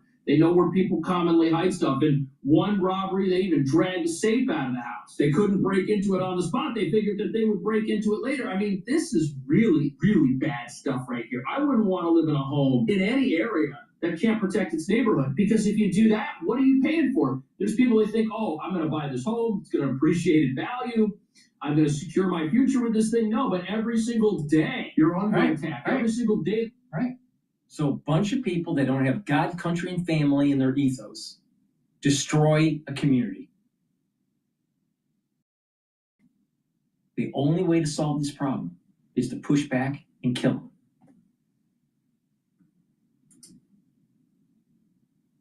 That thing drops because nobody's protecting it. And who's going to buy these, these mansions out there in California that are getting raided? Certainly nobody's going to pay for them if they don't think they're going to be safe inside. If they think the neighborhood is spiraling and they can't even go out to the store real quick and leave their family home because they think there's criminals hiding in the bushes with a little security camera waiting to see them leave. Very frightening situation out here in California. What do you think should happen to these home invaders? Should they go to jail or should they stay on the streets where they're obviously not learning the lesson at all? Let me know. Thank you so much for watching. I'll see you in the next video. So that's what the liberal mindset just gave society. It became unsafe, destroys the value of property, and it just devolves. Please go to my store, the-studio-reykjavik.com, and get the heirloom barley. Heirloom barley will bring down inflammation, soak up free radicals through superoxide dismutase, and detoxify your body.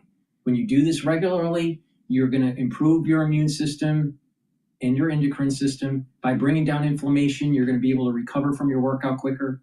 By bringing down inflammation, you're helping with your joints, especially if they're painful. And by bringing down inflammation, you're helping your neurons.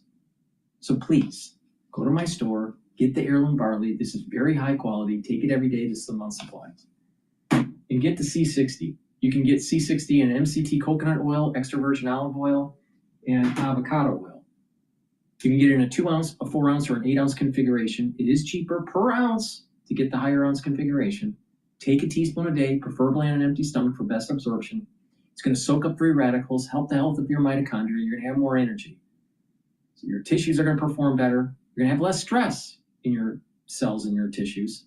In addition, your immune system and your endocrine system will improve.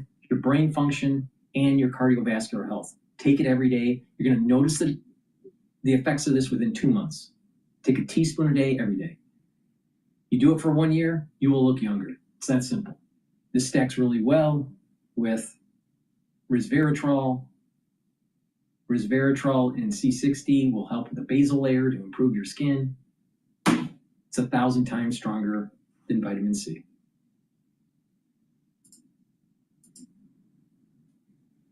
Are scraping for their lives right now, and that's why they've signed on to this discharge petition, because as Lawler says, doing nothing is idiotic. Yes, he did. He used another word that we can't say on the air to describe the Speaker's decision to not bring this to the floor. We know that Mike Lawler doesn't like Obamacare, and he never liked the idea of extending these subsidies. Is it his own personal belief that caused this to happen, or he'll have a bigger revolt on his hands if he did bring this to the floor, the Freedom Caucus and all the rest? I think it just illustrates that they're on the ground. This is such a huge issue in terms of how the cost of living crisis is impacting American families. So I think it really underscores a problem, and there's been a little bit of a disconnect with a number of Republicans in terms of the saliency of this issue. There's a very easy way to do a short-term extension, a bridge to something bigger, and litigate this in the election. And to Rick's point, go into the next, in next Congress with some decisions.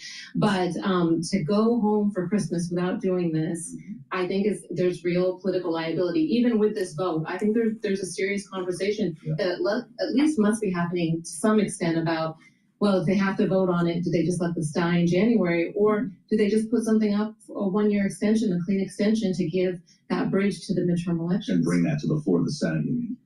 Bring it. Honestly, I think in leadership, it's a live question on whether they should think about whether they could actually bring something up in the House and not have the discharge petition force their hand. And the only way they can do that is with the president's blessing, as you know. That would be a moment. And look, he might call for that tonight.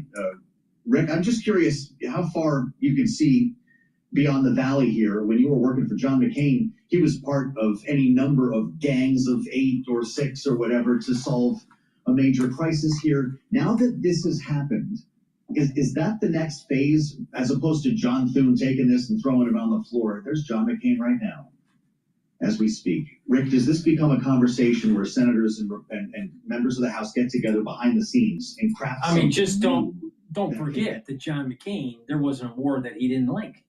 And oh, by the way, he was so stupid that he picked Palin as his VP run.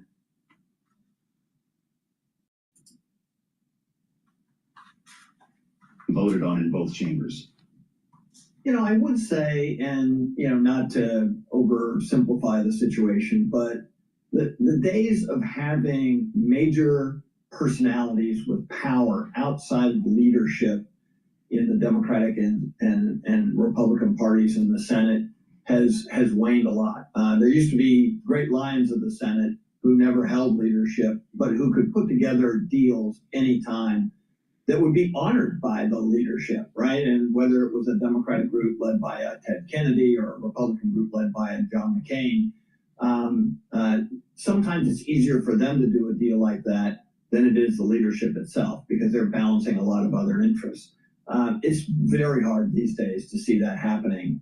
Kudos to Susan Collins for using her perch as chairman of the Appropriations Committee, very, very powerful senator, to try and craft something, around this. Of course, she's running for re-election, a tough election year, so a lot of motivation on her part too. So yes, I could see a gang of 6 emerging in the Senate to try and bridge this, because even if this discharge petition passes, a 3-year extension is not something the Senate wants to vote on. And so I do think the question is, can they find some common ground where there's a shorter extension, maybe some limitations on enrollment, and then send that back to the House for final approval. And I think if something like that did happen in the Senate, you would get House approval. Okay, there you go. Rick just made it nice and clean for us, nice and simple. These 4 names, Archie, Fitzpatrick, Lawler, Bresnahan, McKenzie, speak for how many other Republicans do you think? I think this is very much front and center a moderate marginal district issue, because I think in other districts, as we know, they are so heavily tilted Republican, there's a lot of latitude. And the Affordable Care Act has become so ideological on the Republican side. I remember there were some internal discussions, buzz about whether Democrats were making it too easy for Republicans by solving the ACA problem, by pushing it. Right. But it's just turned out that there's such a strong contingent that wants to, really weaken and repeal the ACA. We've seen 70 votes, as you know. That's right. Rick, the president's speaking to the nation this evening, and we're all going to spend the whole day trying to figure out what he's going to say. It does present an opportunity for him, does it not, to speak to this and give direction to his own party? I think so. He has assiduously stayed out of this issue, which is a little bit Why we lose his speaker? Come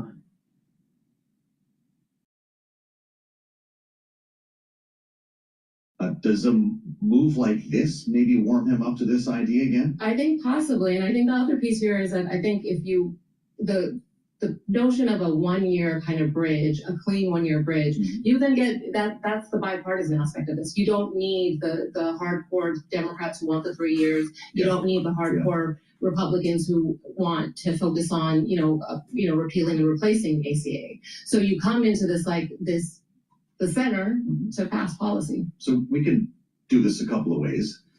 The way Rick just described here, the Susan Collins bill, maybe we get back to something that looks like a negotiation, a compromise, maybe a new law is written. Or we continue down the road we're on now, where the only way you get to the floor is through discharge petition. The only way you move new money or fiscal policy is through reconciliation. And maybe we extend that. The only way you move a bill in the Senate is to kill the filibuster. Is that what's coming next? I wouldn't go as far as the filibuster, because I do think there's still some institutionalists in the Senate that would protect that, hopefully. But obviously, we've seen the president has been very opinionated on that front. Yeah. And, in this era that we're living in, all roads lead back to Donald Trump. Rick, what was going on in the offices of Republican members in the House of Representatives today? How is it that we get 4 exactly? How does this stuff work? Because people hear stories like this and they go, wait a minute, how did this land on the penny? These guys called around and said, look, I'm going to sign. How does it work like this, and how many other Republicans do they represent? Yeah, there's a lot of self-awareness amongst the membership. They know who's talking to the Democrats about signing on the petitions like this. And nobody wants to be the extra vote, right? Why pay the price? There's probably a couple calls. I know Congressman Valdano from California would probably been an extra vote and said yesterday publicly that he was inclined to sign up. And I'm sure someone called and said, hey, we got 4, you don't need to walk the plank. And so he gets the vote that he wants without having to actually look like he's jumping ship to do business with the Democrats. So, yes, there is a ballet going on in the House of Representatives these days, and it's not the Nutcracker. Well put as ever. With Rick Davis and Archie Siddiqui on our great panel, I just want to turn you quickly to the markets, because our biggest IPO of the year has just gotten off the pad. This is Medline, the medical products company that distributes medical supplies. This is not like I don't understand why this. Come on. Lower left to upper right, we're up 22% right now and just above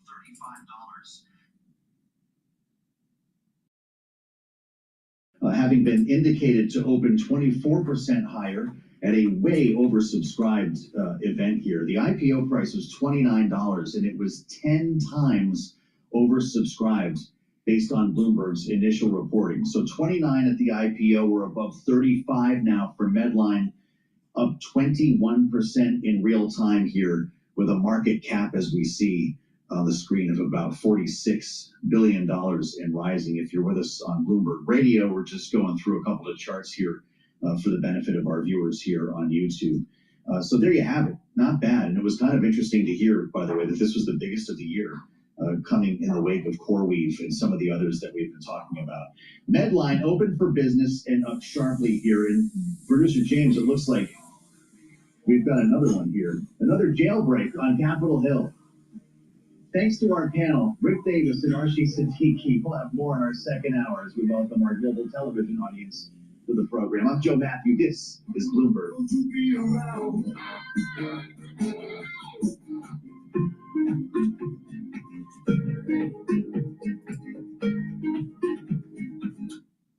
Please go to my store, the-studio-reykjavik.com, and get this stack. This is the third pillar to my protocol. Turmeric. This is going to soak up free radicals and bring down inflammation.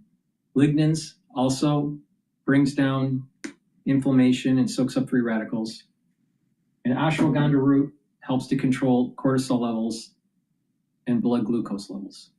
When you stack these together, it's a very powerful stack to boost up your immune system and help with your cardiovascular health. And you should be doing this every day if you want to slow down the aging process. And if you're not feeling well, if you take this stack, it's going to help you recover quicker. So please go to my store, the-studio-reykjavik.com. Get the great supplements that I have. Make sure that you use discount 5 to save some money. It's all caps, discount, the number 5. You get $5 off. If you spend $100 or more, you get a free gift. And everyone likes to get a free gift, right? So please go to my store, the-studio-reykjavik.com. The link is in the description of this video and all my videos. That's the end of my broadcast. Please take my advice. Get the supplements and stack them the way I tell you to. Thank you for listening and have a nice day.